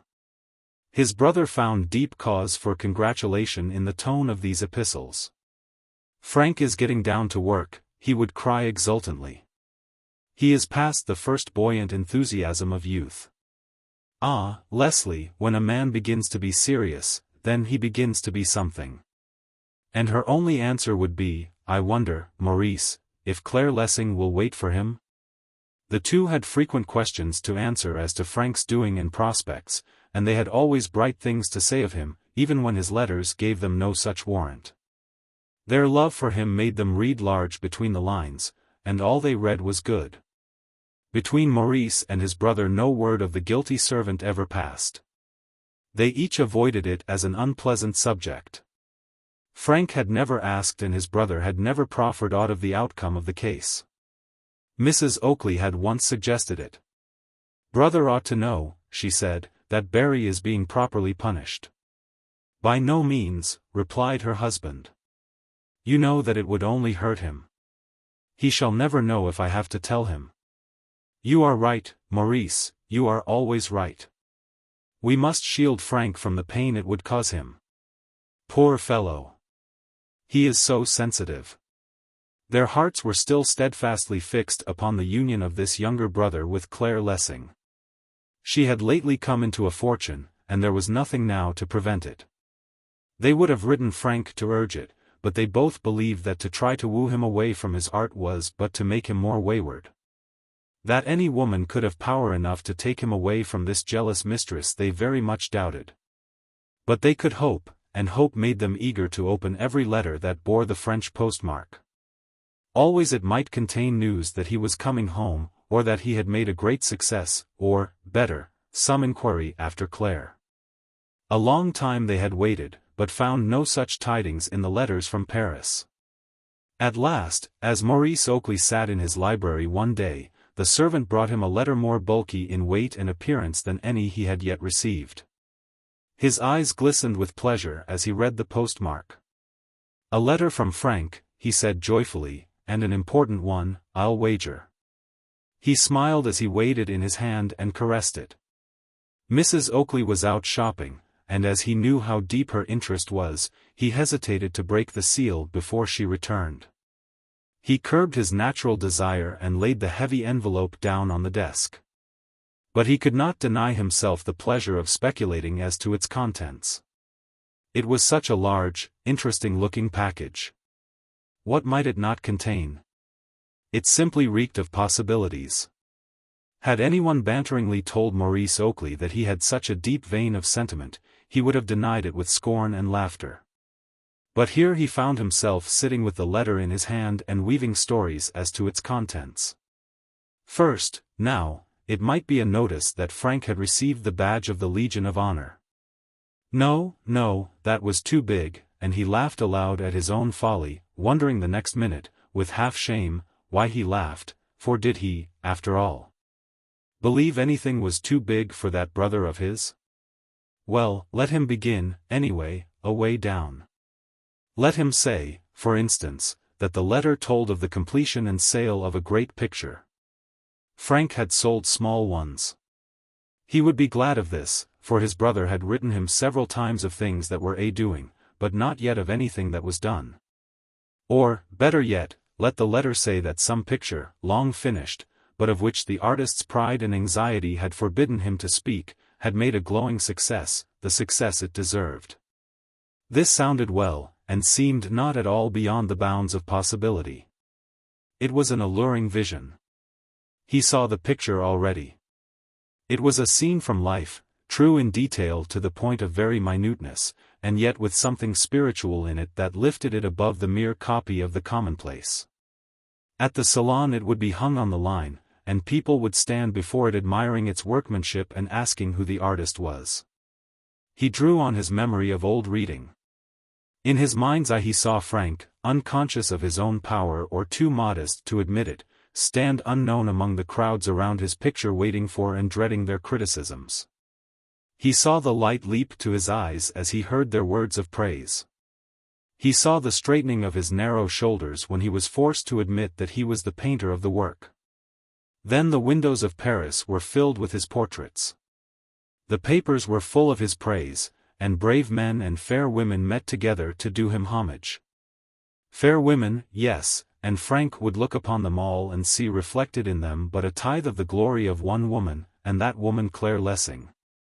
He roused himself and laughed again as he tapped the magic envelope. "My fancies go on and conquer the world for my brother," he muttered. "He will follow their flight one day and do it himself." The letter drew his eyes back to it. It seemed to invite him, to beg him even. "No, I will not do it, I will wait until Leslie comes. She will be as glad to hear the good news as I am." His dreams were taking the shape of reality in his mind, and he was believing all that he wanted to believe. He turned to look at a picture painted by Frank which hung over the mantel. He dwelt lovingly upon it, seeing in it the touch of a genius. "Surely," he said, "this new picture cannot be greater than that, though it shall hang where kings can see it, and this only graces the library of my poor house. It has the feeling of a woman's soul with the strength of a man's heart. When Frank and Claire marry, I shall give it back to them. It is too great a treasure for a clod like me. Hi-ho, why will women be so long shopping?" He glanced again at the letter, and his hand went out involuntarily towards it. He fondled it, smiling. "Ah, Lady Leslie, I've a mind to open it to punish you for staying so long." He essayed to be playful, but he knew that he was trying to make a compromise with himself because his eagerness grew stronger than his gallantry. He laid the letter down and picked it up again. He studied the postmark over and over. He got up and walked to the window and back again, and then began fumbling in his pockets for his knife. No, he did not want it. Yes, he did. He would just cut the envelope and make believe he had read it to pique his wife, but he would not read it. Yes, that was it. He found the knife and slit the paper. His fingers trembled as he touched the sheets that protruded. Why would not Leslie come? Did she not know that he was waiting for her? She ought to have known that there was a letter from Paris today, for it had been a month since they had had one. There was a sound of footsteps without. He sprang up, crying, "I've been waiting so long for you." A servant opened the door to bring him a message. Oakley dismissed him angrily. What did he want to go down to the Continental for, to drink and talk politics to a lot of muddle-pated fools when he had a brother in Paris who was an artist and a letter from him lay unread in his hand? His patience and his temper were going. Leslie was careless and unfeeling. She ought to come, he was tired of waiting. A carriage rolled up the driveway and he dropped the letter guiltily, as if it were not his own. He would only say that he had grown tired of waiting and started to read it. But it was only Mrs. Davis's footman leaving a note for Leslie about some charity. He went back to the letter. Well, it was his. Leslie had forfeited her right to see it as soon as he. It might be mean, but it was not dishonest. No, he would not read it now, but he would take it out and show her that he had exercised his self-control in spite of her shortcomings. He laid it on the desk once more. It leered at him. He might just open the sheets enough to see the lines that began it, and read no further. Yes, he would do that. Leslie could not feel hurt at such a little thing. The first line had only, "Dear brother." Dear brother. Why not the second? That could not hold much more. The second line held him, and the third, and the fourth, and as he read on, unmindful now of what Leslie might think or feel, his face turned from the ruddy glow of pleasant anxiety to the pallor of grief and terror. He was not halfway through it when Mrs. Oakley's voice in the hall announced her coming. He did not hear her. He sat staring at the page before him, his lips apart and his eyes staring. Then, with a cry that echoed through the house, crumpling the sheets in his hand, he fell forward fainting to the floor, just as his wife rushed into the room. "What is it?" she cried. "Maurice! Maurice!" He lay on the floor staring up at the ceiling, the letter clutched in his hands. She ran to him and lifted up his head, but he gave no sign of life. Already the servants were crowding to the door.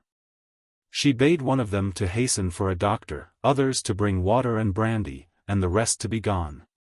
As soon as she was alone, she loosed the crumpled sheets from his hand, for she felt that this must have been the cause of her husband's strange attack. Without a thought of wrong, for they had no secrets from each other, she glanced at the opening lines. Then she forgot the unconscious man at her feet and read the letter through to the end. The letter was in Frank's neat hand, a little shaken, perhaps, by nervousness. "Dear brother," it ran, "I know you will grieve at receiving this, and I wish that I might bear your grief for you, but I cannot, though I have as heavy a burden as this can bring to you. Mine would have been lighter today, perhaps, had you been more straightforward with me. I am not blaming you, however, for I know that my hypocrisy made you believe me possessed of a really soft heart, and you thought to spare me. Until yesterday, when in a letter from Esterton he casually mentioned the matter, I did not know that Barry was in prison, else this letter would have been written sooner. I have been wanting to write it for so long, and yet have been too great a coward to do so. I know that you will be disappointed in me, and just what that disappointment will cost you I know. But you must hear the truth. I shall never see your face again, or I should not dare to tell it even now. You will remember that I begged you to be easy on your servant. You thought it was only my kindness of heart. It was not, I had a deeper reason. I knew where the money had gone and dared not tell. Barry is as innocent as yourself, and well, it is a story, and let me tell it to you. You have had so much confidence in me, and I hate to tell you that it was all misplaced. I have no doubt that I should not be doing it now, but that I have drunken absinthe enough to give me the emotional point of view, which I shall regret tomorrow. I do not mean that I am drunk. I can think clearly and write clearly, but my emotions are extremely active. Do you remember Claire's saying at the table that night of the farewell dinner that some dark-eyed mademoiselle was waiting for me? She did not know how truly she spoke, though I fancy she saw how I flushed when she said it, for I was already in love, madly so. I need not describe her. I need say nothing about her, for I know that nothing I say can ever persuade you to forgive her for taking me from you. This has gone on since I first came here, and I dared not tell you, for I saw whither your eyes had turned. I loved this girl, and she both inspired and hindered my work. Perhaps I would have been successful had I not met her, perhaps not. I love her too well to marry her and make of our devotion a stale, prosy thing of duty and compulsion. When a man does not marry a woman, he must keep her better than he would a wife. It costs. All that you gave me went to make her happy. Then, when I was about leaving you, the catastrophe came. I wanted much to carry back to her. I gambled to make more. I would surprise her. Luck was against me. Night after night I lost. Then, just before the dinner, I woke from my frenzy to find all that I had was gone. I would have asked you for more, and you would have given it. But that strange, ridiculous something which we misname Southern honor, that honor which strains at a gnat and swallows a camel, withheld me, and I preferred to do worse. So I lied to you. The money from my cabinet was not stolen save by myself. I am a liar and a thief, but your eyes shall never tell me so. Tell the truth and have Barry released. I can stand it. Write me but one letter to tell me of this. Do not plead with me, do not forgive me, do not seek to find me, for from this time I shall be as one who has perished from the earth, I shall be no more. Your brother, Frank. By the time the servants came they found Mrs. Oakley as white as her lord. But with firm hands and compressed lips she ministered to his needs pending the doctor's arrival. She bathed his face and temples, chafed his hands, and forced the brandy between his lips. Finally he stirred and his hands gripped. The letter, he gasped. Yes, dear, I have it, I have it. Give it to me, he cried. She handed it to him. He seized it and thrust it into his breast. Did you read it? Yes, I did not know. Oh, my God, I did not intend that you should see it. I wanted the secret for my own. I wanted to carry it to my grave with me. Oh, Frank. Never mind, Maurice. It is as if you alone knew it. It is not, I say, it is not. He turned upon his face and began to weep passionately, not like a man, but like a child whose last toy has been broken. Oh, my God, he moaned, my brother. Dearie, think, it's Frank. That's it, that's what I can't forget. It's Frank, my brother. Suddenly he sat up and his eyes stared straight into hers. Leslie, no one must ever know what is in this letter, he said calmly. No one shall, Maurice, come, let us burn it. Burn it? No, he cried, clutching at his breast. It must not be burned. What? Burn my brother's secret?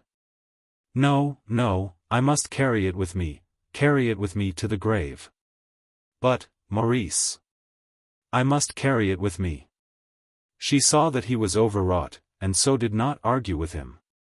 When the doctor came, he found Maurice Oakley in bed, but better. The medical man diagnosed the case and decided that he had received some severe shock. He feared too for his heart, for the patient constantly held his hands pressed against his bosom. In vain the doctor pleaded, he would not take them down, and when the wife added her word, the physician gave up, and after prescribing, left, much puzzled in mind.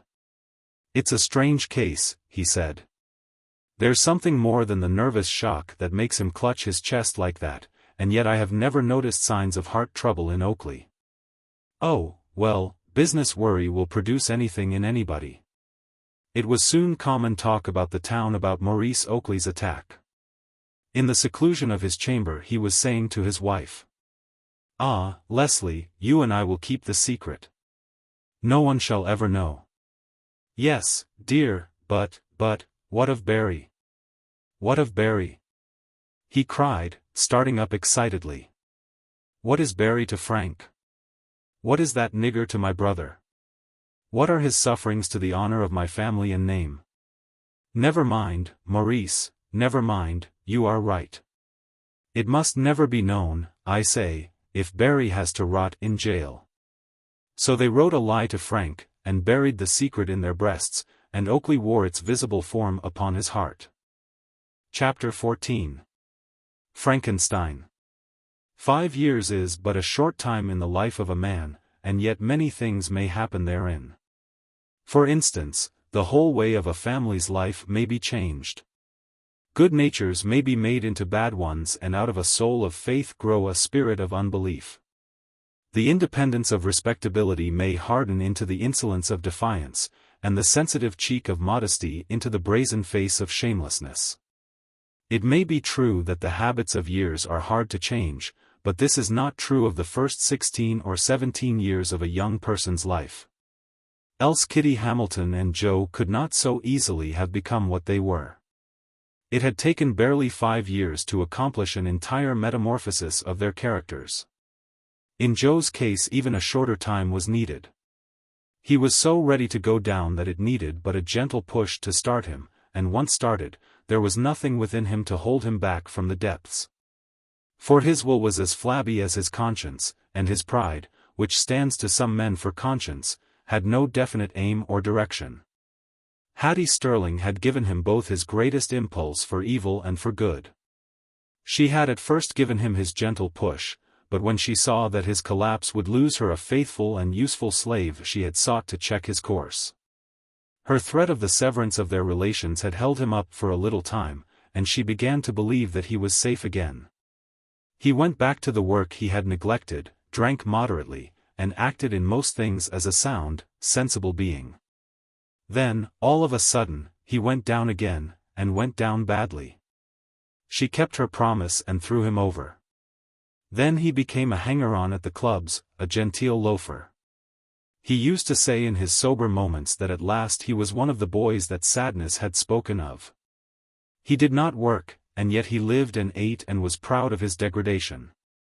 But he soon tired of being separated from Hattie, and straightened up again. After some demur she received him upon his former footing. It was only for a few months. He fell again. For almost 4 years this had happened intermittently. Finally he took a turn for the better that endured so long that Hattie Sterling again gave him her faith. Then the woman made her mistake. She warmed to him. She showed him that she was proud of him. He went forth at once to celebrate his victory. He did not return to her for 3 days. Then he was battered, unkempt, and thick of speech. She looked at him in silent contempt for a while as he sat nursing his aching head. "Well, you're a beauty," she said finally with cutting scorn. "You ought to be put under a glass case and placed on exhibition." He groaned and his head sunk lower. A drunken man is always disarmed. His helplessness, instead of inspiring her with pity, inflamed her with an unfeeling anger that burst forth in a volume of taunts. "You're the thing I've given up all my chances for, you, a miserable, drunken jay, without a jay's decency. No one had ever looked at you until I picked you up and you've been strutting around ever since, showing off because I was kind to you, and now this is the way you pay me back. Drunk half the time and half drunk the rest. Well, you know what I told you the last time you got loaded? I mean it too. You're not the only star in sight, see?" She laughed meanly and began to sing, "You'll have to find another baby now." For the first time he looked up, and his eyes were full of tears, tears both of grief and intoxication. There was an expression of a whipped dog on his face. "Do, do," he pleaded, stretching out his hands to her. Her eyes blazed back at him, but she sang on insolently, tauntingly. The very inanity of the man disgusted her, and on a sudden impulse she sprang up and struck him full in the face with the flat of her hand. He was too weak to resist the blow, and, tumbling from the chair, fell limply to the floor, where he lay at her feet, alternately weeping aloud and quivering with drunken, hiccuping sobs. "Get up!" she cried, "get up and get out, oh, here. You shan't lay around my house." He had already begun to fall into a drunken sleep, but she shook him, got him to his feet, and pushed him outside the door. "Now, go, you drunken dog, and never put your foot inside this house again." He stood outside, swaying dizzily upon his feet and looking back with dazed eyes at the door, then he muttered, "Pooh me out, why you? Pooh me out, damn you.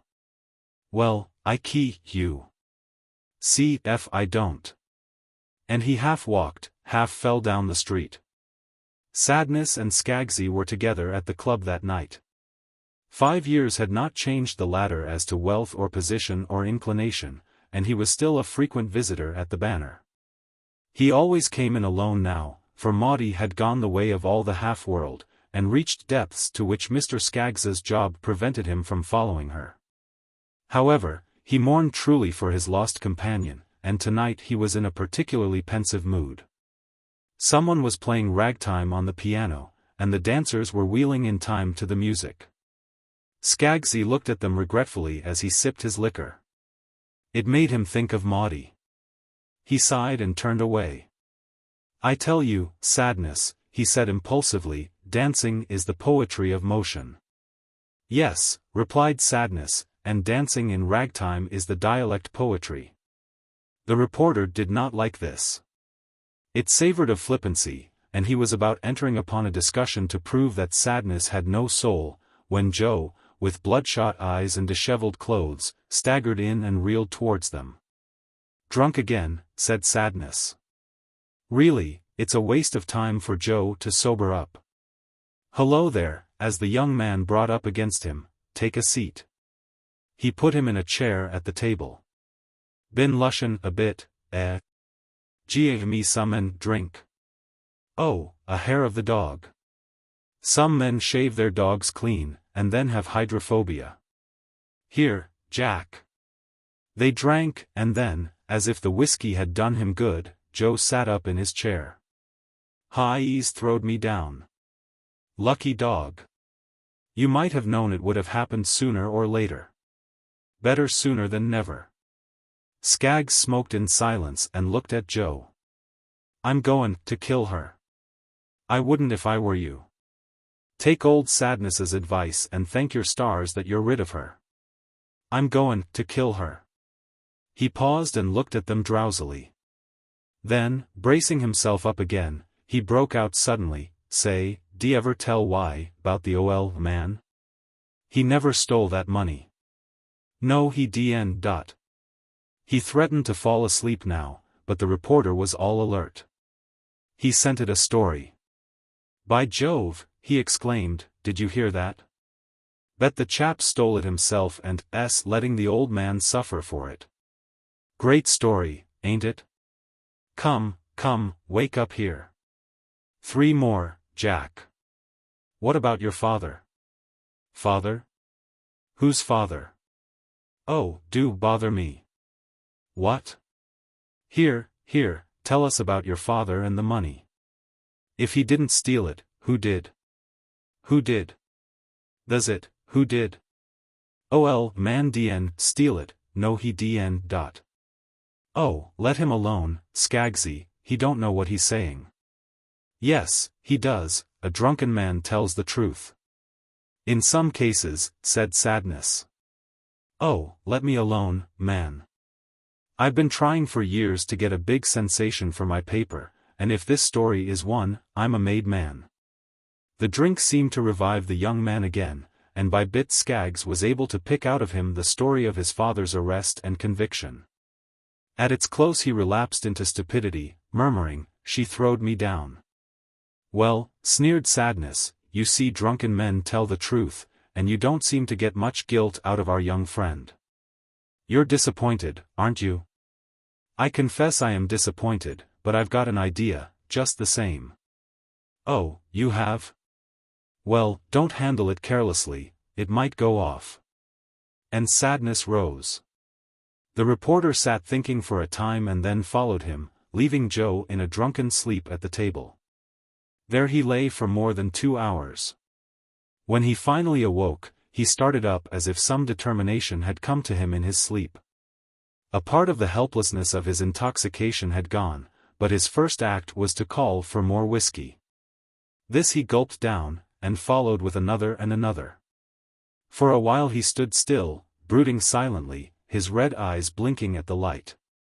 Then he turned abruptly and left the club. It was very late when he reached Hattie's door, but he opened it with his latchkey, as he had been used to do. He stopped to help himself to a glass of brandy, as he had so often done before. Then he went directly to her room. She was a light sleeper, and his step awakened her. "Who is it?" she cried in a fright. "It's me." His voice was steadier now, but grim. "What do you want?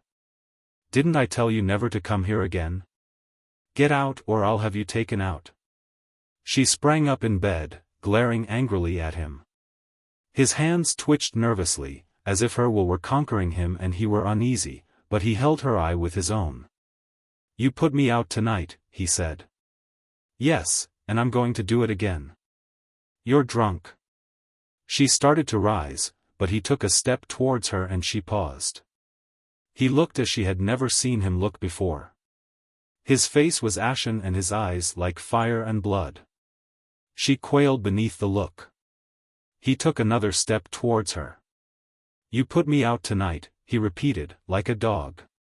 His step was steady and his tone was clear, menacingly clear. She shrank back from him, back to the wall. Still his hands twitched and his eye held her. Still he crept slowly towards her, his lips working and his hands moving convulsively. "Joe, Joe," she said hoarsely, "what's the matter?" "Oh, don't look at me like that." The gown had fallen away from her breast and showed the convulsive fluttering of her heart. He broke into a laugh, a dry, murderous laugh, and his hands sought each other while the fingers twitched over one another like coiling serpents. "You put me out, and you made me what I am." The realization of what he was, of his foulness and degradation, seemed just to have come to him fully. "You made me what I am, and then you sent me away. You let me come back, and now you put me out." She gazed at him fascinated. She tried to scream and she could not. This was not Joe. This was not the boy that she had turned and twisted about her little finger. This was a terrible, terrible man or a monster. He moved a step nearer her. His eyes fell to her throat. For an instant she lost their steady glare and then she found her voice. The scream was checked as it began. His fingers had closed over her throat just where the gown had left it temptingly bare. They gave it the caress of death. She struggled. They held her. Her eyes prayed to his. But his were the fire of hell. She fell back upon her pillow in silence. He had not uttered a word. He held her. Finally he flung her from him like a rag, and sank into a chair. And there the officers found him when Hattie Sterling's disappearance had become a strange thing. Chapter 15. Dear, damned, delightful town. When Joe was taken, there was no spirit or feeling left in him. He moved mechanically, as if without sense or volition. The first impression he gave was that of a man overacting insanity. But this was soon removed by the very indifference with which he met everything concerned with his crime. From the very first he made no effort to exonerate or to vindicate himself. He talked little and only in a dry, stupefied way. He was as one whose soul is dead, and perhaps it was. For all the little soul of him had been wrapped up in the body of this one woman, and the stroke that took her life had killed him too. The men who examined him were irritated beyond measure. There was nothing for them to exercise their ingenuity upon. He left them nothing to search for. Their most damning question he answered with an apathy that showed absolutely no interest in the matter. It was as if someone whom he did not care about had committed a crime and he had been called to testify. The only thing which he noticed or seemed to have any affection for was a little pet dog which had been hers and which they sometimes allowed to be with him after the life sentence had been passed upon him and when he was awaiting removal. He would sit for hours with the little animal in his lap, caressing it dumbly. There was a mute sorrow in the eyes of both man and dog, and they seemed to take comfort in each other's presence. There was no need of any sign between them. They had both loved her, had they not? So they understood. Sadness saw him and came back to the banner, torn and unnerved by the sight. "I saw him," he said with a shudder, "and it'll take more whiskey than Jack can give me in a year to wash the memory of him out of me. Why, man, it shocked me all through. It's a pity they didn't send him to the chair. It couldn't have done him much harm and would have been a real mercy." And so Sadness and all the club, with a muttered, "Poor devil," dismissed him. He was gone. Why should they worry? Only one more who had got into the whirlpool, enjoyed the sensation for a moment, and then swept dizzily down. There were, indeed, some who for an earnest hour sermonized about it and said, "Here is another example of the pernicious influence of the city on untrained Negroes. Oh, is there no way to keep these people from rushing away from the small villages and country districts of the South up to the cities, where they cannot battle with the terrible force of a strange and unusual environment? Is there no way to prove to them that woolen shirt, brown jean simplicity is infinitely better than broadcloth degradation? They wanted to preach to these people that good agriculture is better than bad art, that it was better and nobler for them to sing to God across the southern fields than to dance for rowdies in the northern halls. They wanted to dare to say that the South has its faults, no one condones them, and its disadvantages. But that even what they suffered from these was better than what awaited them in the great alleys of New York. Down there, the bodies were restrained, and they chafed, but here the soul would fester, and they would be content. This was but for an hour, for even while they exclaimed they knew that there was no way, and that the stream of young Negro life would continue to flow up from the South, dashing itself against the hard necessities of the city and breaking like waves against a rock, that, until the gods grew tired of their cruel sport, there must still be sacrifices to false ideals and unreal ambitions. There was one heart, though, that neither dismissed Joe with gratuitous pity nor sermonized about him. The mother heart had only room for grief and pain. Already it had borne its share. It had known sorrow for a lost husband, tears at the neglect and brutality of a new companion, shame for a daughter's sake, and it had seemed already filled to overflowing. And yet the fates had put in this one other burden until it seemed it must burst with the weight of it. To Fannie Hamilton's mind now all her boy's shortcomings became as naught. He was not her wayward, erring, criminal son. She only remembered that he was her son, and wept for him as such. She forgot his curses, while her memory went back to the sweetness of his baby prattle and the soft words of his tenderer youth. Until the last she clung to him, holding him guiltless, and to her thought they took to prison, not Joe Hamilton, a convicted criminal, but Joey, her boy, her firstborn, a martyr. The pretty Miss Kitty Hamilton was less deeply impressed. The arrest and subsequent conviction of her brother was quite a blow. She felt the shame of it keenly, and some of the grief. To her, coming as it did just at a time when the company was being strengthened and she more importantly featured than ever, it was decidedly inopportune. For no one could help connecting her name with the affair. For a long time she and her brother had scarcely been upon speaking terms. During Joe's frequent lapses from industry he had been prone to touch his sister for the wherewithal to supply his various wants. When, finally, she grew tired and refused to be touched, he rebuked her for withholding that which, save for his help, she would never have been able to make. This went on until they were almost entirely estranged. He was wont to say that, now his sister was up in the world, she had got the big head, and she to retort that her brother wanted to use her for a soft thing. From the time that she went on the stage she had begun to live her own life. A life in which the chief aim was the possession of good clothes and the ability to attract the attention which she had learned to crave. The greatest sign of interest she showed in her brother's affair was, at first, to offer her mother money to secure a lawyer. But when Joe confessed all, she consoled herself with the reflection that perhaps it was for the best, and kept her money in her pocket with a sense of satisfaction. She was getting to be so very much more Joe's sister. She did not go to see her brother.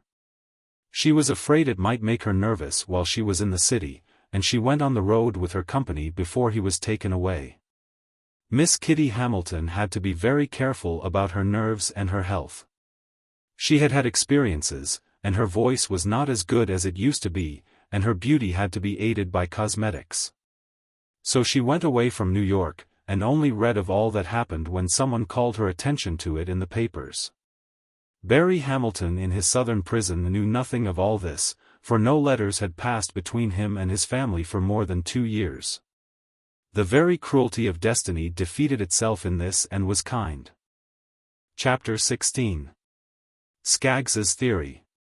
There was, perhaps, more depth to Mr. Skaggs than most people gave him credit for having.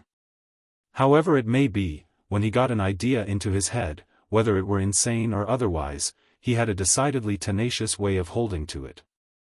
Sadness had been disposed to laugh at him when he announced that Joe's drunken story of his father's troubles had given him an idea. But it was, nevertheless, true, and that idea had stayed with him clear through the exciting events that followed on that fatal night. He thought and dreamed of it until he had made a working theory. Then one day, with a boldness that he seldom assumed when in the sacred presence, he walked into the office and laid his plans before the editor. They talked together for some time, and the editor seemed hard to convince. It would be a big thing for the paper, he said, if it only panned out. But it is such a rattlebrained, harum-scarum thing. No one under the sun would have thought of it but you, Skaggs. Oh, it's bound to pan out. I see the thing as clear as day. There's no getting around it. Yes, it looks plausible, but so does all fiction. You're taking a chance. You're losing time. If it fails. But if it succeeds? Well, go and bring back a story. If you don't, look out. It's against my better judgment anyway. Remember I told you that. Skaggs shot out of the office, and within an hour and a half had boarded a fast train for the south. It is almost a question whether Skaggs had a theory or whether he had told himself a pretty story and, as usual, believed it. The editor was right. No one else would have thought of the wild thing that was in the reporter's mind. The detective had not thought of it 5 years before, nor had Maurice Oakley and his friends had an inkling. And here was one of the New York universe's young men going miles to prove his idea about something that did not at all concern him. When Skaggs reached the town which had been the home of the Hamiltons, he went at once to the Continental Hotel.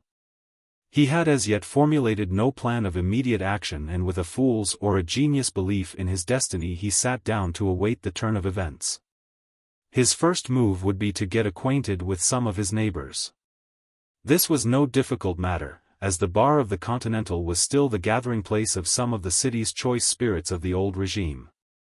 Thither he went, and his convivial cheerfulness soon placed him on terms of equality with many of his kind. He insinuated that he was looking around for business prospects. This proved his open sesame. 5 years had not changed the Continental frequenters much, and Skaggs's intention immediately brought Beachfield Davis down upon him with the remark, "If a man wants to go into business. Business for a gentleman, Sue, gad, there's no finer or better paying business in the world than breeding blooded dogs, that is, if you get a man of experience to go in with you." Dogs, dogs, drivelled old Horace Talbot, Beachfield's always talking about dogs. I remember the night we were all discussing that Hamilton nigger's arrest, Beachfield said it was a sign of total depravity because his man hunted possums with his hound. The old man laughed inanely. The hotel whiskey was getting on his nerves. The reporter opened his eyes and his ears. He had stumbled upon something, at any rate. "What was it about some nigger's arrest, sir?" he asked respectfully. "Oh, it wasn't anything much. Only an old and trusted servant robbed his master, and my theory." "But you will remember, Mr. Talbot," broke in Davis, "that I proved your theory to be wrong and cited a conclusive instance." "Yes, a possum-hunting dog. I am really anxious to hear about the robbery, though. It seems such an unusual thing for a Negro to steal a great amount." "Just so, and that was part of my theory. Now, it's an old story and a long one, Mr. Skaggs, and one of merely local repute," interjected Colonel Saunders.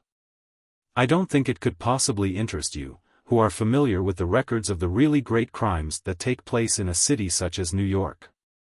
Those things do interest me very much, though. I am something of a psychologist, and I often find the smallest and most insignificant appearing details pregnant with suggestion. Won't you let me hear the story, Colonel?" "Why, yes, though there's little in it save that I am one of the few men who have come to believe that the Negro, Barry Hamilton, is not the guilty party." "Nonsense." "Nonsense," said Talbot. "Of course Barry was guilty, but, as I said before, I don't blame him. The Negroes." "Total depravity," said Davis. "Now look at my dog. If you will retire with me to the further table I will give you whatever of the facts I can call to mind." As unobtrusively as they could, they drew apart from the others and seated themselves at a more secluded table, leaving Talbot and Davis wrangling, as of old, over their theories. When the glasses were filled and the pipes going, the Colonel began his story, interlarding it frequently with comments of his own. "Now, in the first place, Mr. Skaggs," he said when the tale was done, I am lawyer enough to see for myself how weak the evidence was upon which the Negro was convicted. And later events have done much to confirm me in the opinion that he was innocent. Later events? Yes. The Colonel leaned across the table and his voice fell to a whisper. 4 years ago a great change took place in Maurice Oakley. It happened in the space of a day, and no one knows the cause of it.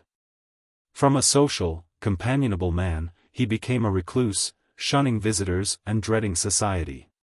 From an open-hearted, unsuspicious neighbor, he became secretive and distrustful of his own friends. From an active businessman, he has become a retired brooder. He sees no one if he can help it. He writes no letters and receives none, not even from his brother, it is said. And all of this came about in the space of 24 hours. But what was the beginning of it? No one knows, save that one day he had some sort of nervous attack. By the time the doctor was called he was better, but he kept clutching his hand over his heart. Naturally, the physician wanted to examine him there, but the very suggestion of it seemed to throw him into a frenzy, and his wife too begged the doctor, an old friend of the family, to desist. Maurice Oakley had been as sound as a dollar, and no one of the family had had any tendency to heart affection. It is strange. Strange it is, but I have my theory. His actions are like those of a man guarding a secret. XIII. His Negro laundress says that there is an inside pocket in his undershirts. An inside pocket? Yes. And for what? Skaggs was trembling with eagerness. The Colonel dropped his voice lower. We can only speculate, he said, but, as I have said, I have my theory. Oakley was a just man, and in punishing his old servant for the supposed robbery it is plain that he acted from principle. But he is also a proud man and would hate to confess that he had been in the wrong. So I believed that the cause of his first shock was the finding of the money that he supposed gone. Unwilling to admit this error, he lets the misapprehension go on, and it is the money which he carries in his secret pocket, with a morbid fear of its discovery. That has made him dismiss his servants, leave his business, and refuse to see his friends. A very natural conclusion, Colonel, and I must say that I believe you. It is strange that others have not seen as you have seen and brought the matter to light. Well, you see, Mr. Skaggs, none are so dull as the people who think they think. I can safely say that there is not another man in this town who has lighted upon the real solution of this matter, though it has been openly talked of for so long. But as for bringing it to light, no one would think of doing that. It would be sure to hurt Oakley's feelings, and he is of one of our best families. Ah, yes, perfectly right. Skaggs had got all that he wanted, much more, in fact, than he had expected. The Colonel held him for a while yet to enlarge upon the views that he had expressed. When the reporter finally left him, it was with a cheery, "Good night, Colonel. If I were a criminal, I should be afraid of that analytical mind of yours." He went upstairs chuckling. "The old fool," he cried as he flung himself into a chair. "I've got it. I've got it. Maurice Oakley must see me, and then what?" He sat down to think out what he should do tomorrow. Again, with his fine disregard of ways and means, he determined to trust to luck, and as he expressed it, brace old Oakley. Accordingly he went about 9 o'clock the next morning to Oakley's house. A gray-haired, sad-eyed woman inquired his errand. "I want to see Mr. Oakley," he said. "You cannot see him. Mr. Oakley is not well and does not see visitors." "But I must see him, madam, I am here upon business of importance." "You can tell me just as well as him. I am his wife and transact all of his business. I can tell no one but the master of the house himself." "You cannot see him. It is against his orders." "Very well," replied Skaggs, descending one step, "it is his loss, not mine. I have tried to do my duty and failed. Simply tell him that I came from Paris." "Paris?" cried a querulous voice behind the woman's back. "Leslie, why do you keep the gentleman at the door? Let him come in at once." Mrs. Oakley stepped from the door and Skaggs went in. Had he seen Oakley before, he would have been shocked at the change in his appearance. But as it was, the nervous, white-haired man who stood shiftily before him told him nothing of an eating secret long carried. The man's face was gray and haggard, and deep lines were cut under his staring, fish-like eyes. His hair tumbled in white masses over his pallid forehead, and his lips twitched as he talked. "You're from Paris, sir, from Paris," he said. "Come in, come in." His motions were nervous and erratic. Skaggs followed him into the library, and the wife disappeared in another direction. It would have been hard to recognize in the Oakley of the present the man of a few years before. The strong frame had gone away to bone, and nothing of his old power sat on either brow or chin. He was as a man who trembled on the brink of insanity. His guilty secret had been too much for him, and Skaggs's own fingers twitched as he saw his host's hands seek the breast of his jacket every other moment. "It is there the secret is hidden," he said to himself, "and whatever it is, I must have it. But how? I can't knock the man down and rob him in his own house." But Oakley himself proceeded to give him his first cue. You, perhaps have a message for my brother who is in Paris. I have not heard from him for some time." Skaggs's mind worked quickly. He remembered the colonel's story. Evidently the brother had something to do with the secret. Now or never, he thought. So he said boldly, "Yes, I have a message from your brother." The man sprung up, clutching again at his breast. You have? Give it to me. After 4 years he sends me a message. Give it to me." The reporter looked steadily at the man. He knew that he was in his power, that his very eagerness would prove traitor to his discretion. "Your brother bade me to say to you that you have a terrible secret, that you bear it in your breast, there. I am his messenger. He bids you to give it to me." Oakley had shrunken back as if he had been struck. No, he gasped, no. I have no secret." The reporter moved nearer him. The old man shrunk against the wall, his lips working convulsively and his hand tearing at his breast as Skaggs drew nearer. He attempted to shriek, but his voice was husky and broke off in a gasping whisper. "Give it to me, as your brother commands." No. It is not his secret, it is mine. I must carry it here always, do you hear? I must carry it till I die. Go away. Skaggs seized him. Oakley struggled weakly, but he had no strength. The reporter's hand sought the secret pocket. He felt a paper beneath his fingers. Oakley gasped hoarsely as he drew it forth. Then raising his voice gave one agonized cry, and sank to the floor frothing at the mouth. At the cry rapid footsteps were heard in the hallway, and Mrs. Oakley threw open the door. "What is the matter?" she cried. "My message has somewhat upset your husband," was the cool answer. "But his breast is open. Your hand has been in his bosom. You have taken something from him. Give it to me, or I shall call for help." Skaggs had not reckoned on this, but his wits came to the rescue. "You dare not call for help," he said, "or the world will know." She wrung her hands helplessly, crying, "Oh, give it to me, give it to me. We've never done you any harm. But you've harmed someone else, that is enough." He moved towards the door, but she sprang in front of him with the fierceness of a tigress protecting her young. She attacked him with teeth and nails. She was pallid with fury, and it was all he could do to protect himself and yet not injure her. Finally, when her anger had taken her strength, he succeeded in getting out. He flew down the hallway and out of the front door, the woman's screams following him. He did not pause to read the precious letter until he was safe in his room at the Continental Hotel. Then he sprang to his feet, crying, "Thank God! Thank God! I was right, and the universe shall have a sensation. The brother is the thief, and Barry Hamilton is an innocent man. Hurrah! Now, who is it that has come on a wild goose chase? Who is it that ought to handle his idea carefully? Hi-ho, Saunders my man, the drinks'll be on you, and old Skaggsy will have done some good in the world.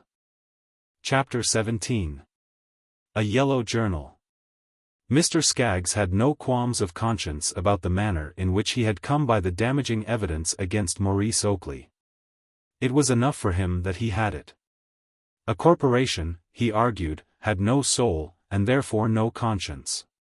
How much less, then, should so small a part of a great corporation as himself be expected to have them? He had his story. It was vivid, interesting, dramatic. It meant the favor of his editor, a big thing for the universe, and a fatter lining for his own pocket. He sat down to put his discovery on paper before he attempted anything else, although the impulse to celebrate was very strong within him. He told his story well, with an eye to every one of its salient points. He sent an alleged picture of Barry Hamilton as he had appeared at the time of his arrest. He sent a picture of the Oakley home and of the cottage where the servant and his family had been so happy. There was a strong pen picture of the man, Oakley, grown haggard and morose from carrying his guilty secret, of his confusion when confronted with the supposed knowledge of it. The old southern city was described, and the opinions of its residents in regard to the case given. It was there, clear, interesting, and strong. One could see it all as if every phase of it were being enacted before one's eyes. Skaggs surpassed himself. When the editor first got hold of it he said, "Huh." Over the opening lines, a few short sentences that instantly pricked the attention awake. He read on with increasing interest. "This is good stuff," he said at the last page. "Here's a chance for the universe to look into the methods of Southern court proceedings. Here's a chance for a spread." The universe had always claimed to be the friend of all poor and oppressed humanity, and every once in a while it did something to substantiate its claim. Whereupon it stood off and said to the public, "Look you what we have done, and behold how great we are, the friend of the people." The universe was yellow. It was very so. But it had power and keenness and energy. It never lost an opportunity to crow, and if one was not forthcoming, it made one.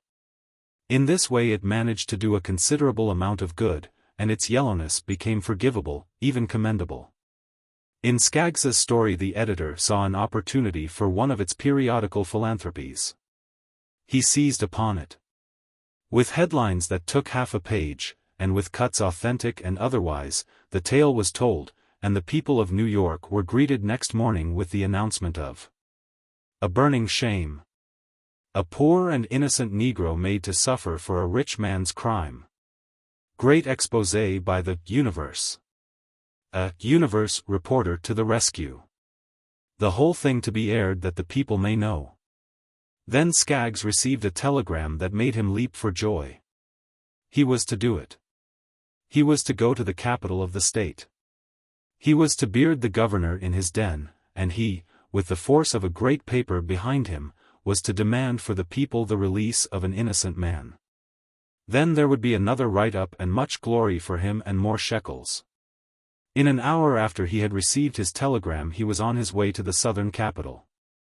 Meanwhile in the house of Maurice Oakley there were sad times. From the moment that the master of the house had fallen to the floor in impotent fear and madness there had been no peace within his doors. At first his wife had tried to control him alone, and had humored the wild babblings with which he woke from his swoon. But these changed to shrieks and cries and curses, and she was forced to throw open the doors so long closed and call in help. The neighbors and her old friends went to her assistance, and what the reporter's story had not done, the ravings of the man accomplished. For, with a show of matchless cunning, he continually clutched at his breast, laughed, and babbled his secret openly. Even then they would have smothered it in silence, for the honor of one of their best families. But too many ears had heard, and then came the yellow journal bearing all the news in emblazoned headlines. Colonel Saunders was distinctly hurt to think that his confidence had been imposed on, and that he had been instrumental in bringing shame upon a Southern name. To think, Sue, he said generally to the usual assembly of choice spirits, to think of that man's being a reporter, Sue, a common, ordinary reporter. And that I sat and talked to him as if he were a gentleman. You're not to be blamed, Colonel, said old Horace Talbot. You've done no more than any other gentleman would have done. The trouble is that the average northerner has no sense of honor, Sue, no sense of honor. If this particular man had, he would have kept still, and everything would have gone on smooth and quiet. Instead of that, a distinguished family is brought to shame, and for what? To give a nigger a few more years of freedom when, likely as not, he don't want it. And Barry Hamilton's life in prison has proved nearer the ideal reached by slavery than anything he has found since emancipation. Why, Suze, I fancy I see him leaving his prison with tears of regret in his eyes. Old Horace was inanely eloquent for an hour over his pet theory. But there were some in the town who thought differently about the matter. And it was their opinions and murmurings that backed up Skaggs and made it easier for him when at the Capitol he came into contact with the official red tape. He was told that there were certain forms of procedure, and certain times for certain things, but he hammered persistently away. The murmurings behind him grew louder. While from his sanctum the editor of the Universe thundered away against oppression and high-handed tyranny. Other papers took it up and asked why this man should be despoiled of his liberty any longer. And when it was replied that the man had been convicted, and that the wheels of justice could not be stopped or turned back by the letter of a romantic artist or the ravings of a madman, there was a mighty outcry against the farce of justice that had been played out in this man's case. The trial was reviewed, the evidence again brought up and examined. The dignity of the state was threatened. At this time the state did the one thing necessary to save its tottering reputation. It would not surrender, but it capitulated, and Barry Hamilton was pardoned. Barry heard the news with surprise and a half-bitter joy. He had long ago lost hope that justice would ever be done to him. He marveled at the word that was brought to him now, and he could not understand the strange cordiality of the young white man who met him at the warden's office. 5 years of prison life had made a different man of him. He no longer looked to receive kindness from his fellows, and he blinked at it as he blinked at the unwanted brightness of the sun. The lines about his mouth where the smiles used to gather had changed and grown stern with the hopelessness of years. His lips drooped pathetically, and hard treatment had given his eyes a lowering look. His hair, that had hardly shown a white streak, was as white as Maurice Oakley's own. His erstwhile quick wits were dulled and embruted. He had lived like an ox, working without inspiration or reward, and he came forth like an ox from his stall. All the higher part of him he had left behind, dropping it off day after day through the wearisome years. He had put behind him the Barry Hamilton that laughed and joked and sang and believed, for even his faith had become only a numbed fancy. "This is a very happy occasion, Mr. Hamilton," said Skaggs, shaking his hand heartily. Barry did not answer. What had this slim, glib young man to do with him? What had any white man to do with him after what he had suffered at their hands? "You know you are to go New York with me." "To New York? What foo?" Skaggs did not tell him that, now that the universe had done its work, it demanded the right to crow to its heart's satisfaction. He said only, "You want to see your wife, of course." Barry had forgotten Fannie, and for the first time his heart thrilled within him at the thought of seeing her again. "I ain't high ahead from my people foo, a long time. I didn't know what had become of them. How's Kitten, Joe?" "They're all right," was the reply. Skaggs couldn't tell him, in this the first hour of his freedom. Let him have time to drink the sweetness of that all in. There would be time afterwards to taste all of the bitterness. Once in New York, he found that people wished to see him, some fools, some philanthropists, and a great many reporters. He had to be photographed, all this before he could seek those whom he longed to see. They printed his picture as he was before he went to prison and as he was now, a sort of before and after taking comment, and in the morning that it all appeared. When the universe spread itself to tell the public what it had done and how it had done it, they gave him his wife's address. It would be better, they thought, for her to tell him herself all that happened. No one of them was brave enough to stand to look in his eyes when he asked for his son and daughter. And they shifted their responsibility by pretending to themselves that they were doing it for his own good, that the blow would fall more gently upon him coming from her who had been his wife. Barry took the address and inquired his way timidly, hesitatingly, but with a swelling heart, to the door of the flat where Fannie lived. Chapter 18. What Barry Found. Had not Barry's years of prison life made him forget what little he knew of reading, he might have read the name Gibson on the doorplate where they told him to ring for his wife. But he knew nothing of what awaited him as he confidently pulled the bell. Fannie herself came to the door. The news the papers held had not escaped her, but she had suffered in silence, hoping that Barry might be spared the pain of finding her. Now he stood before her, and she knew him at a glance, in spite of his haggard countenance.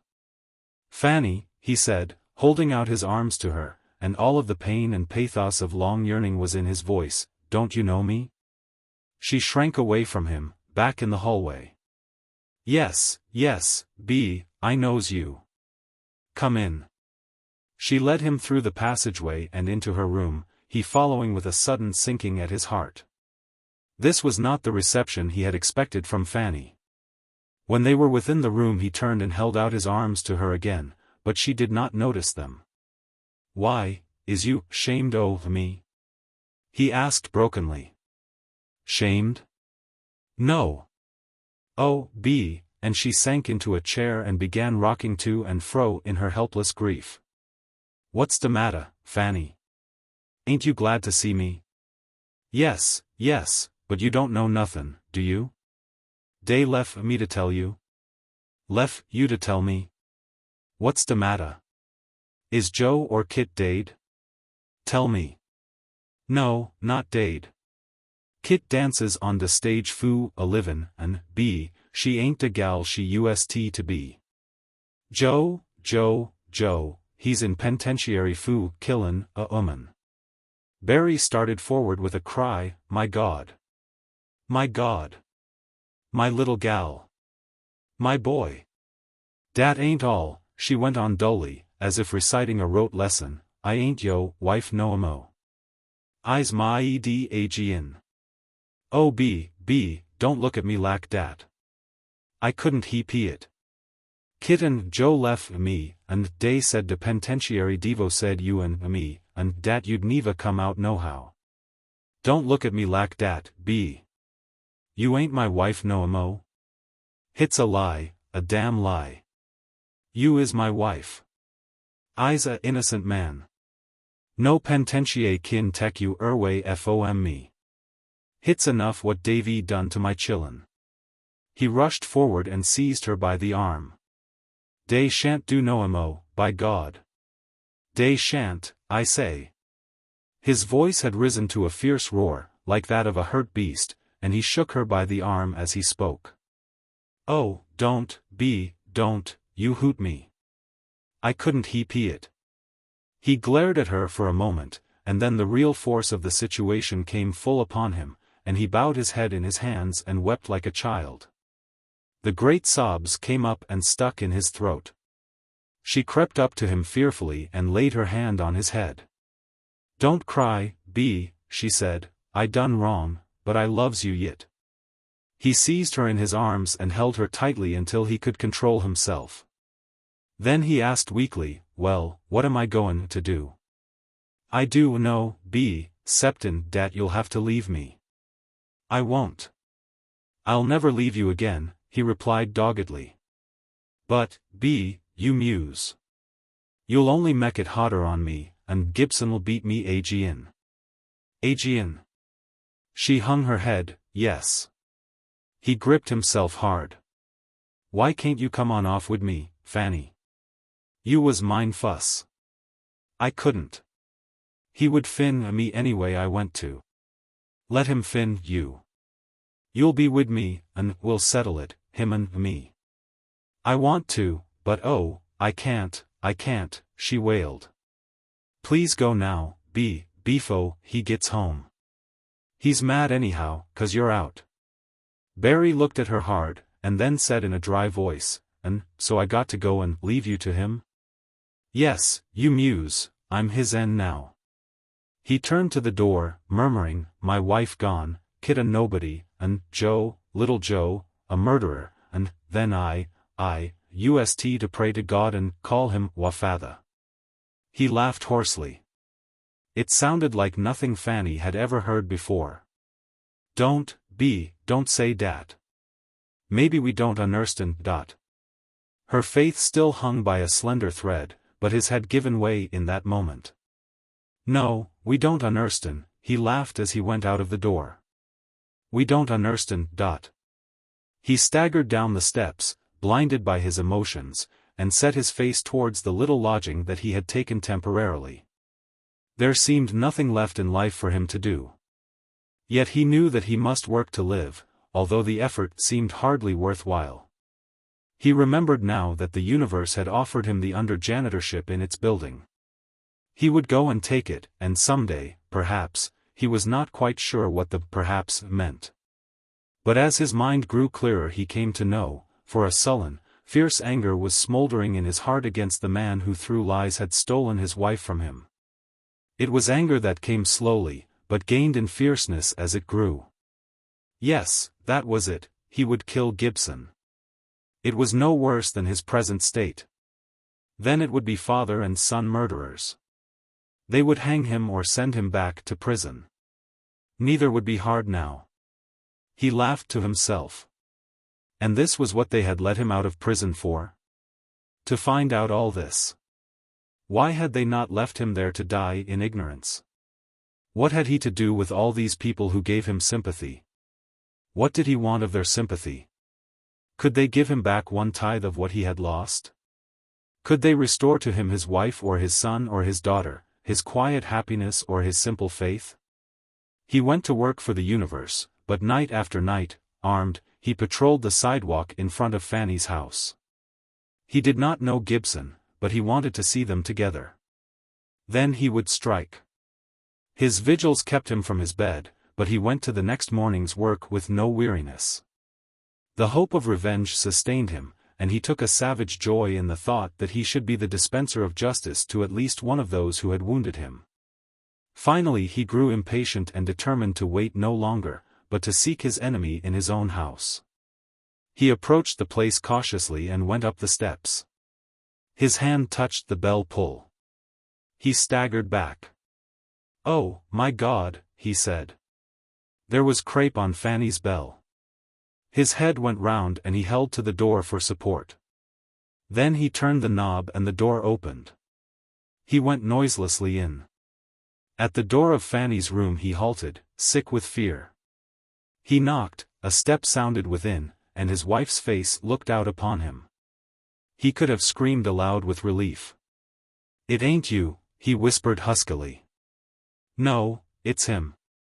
He was killed in a fight at the racetrack. His friends are settin' up. Come in."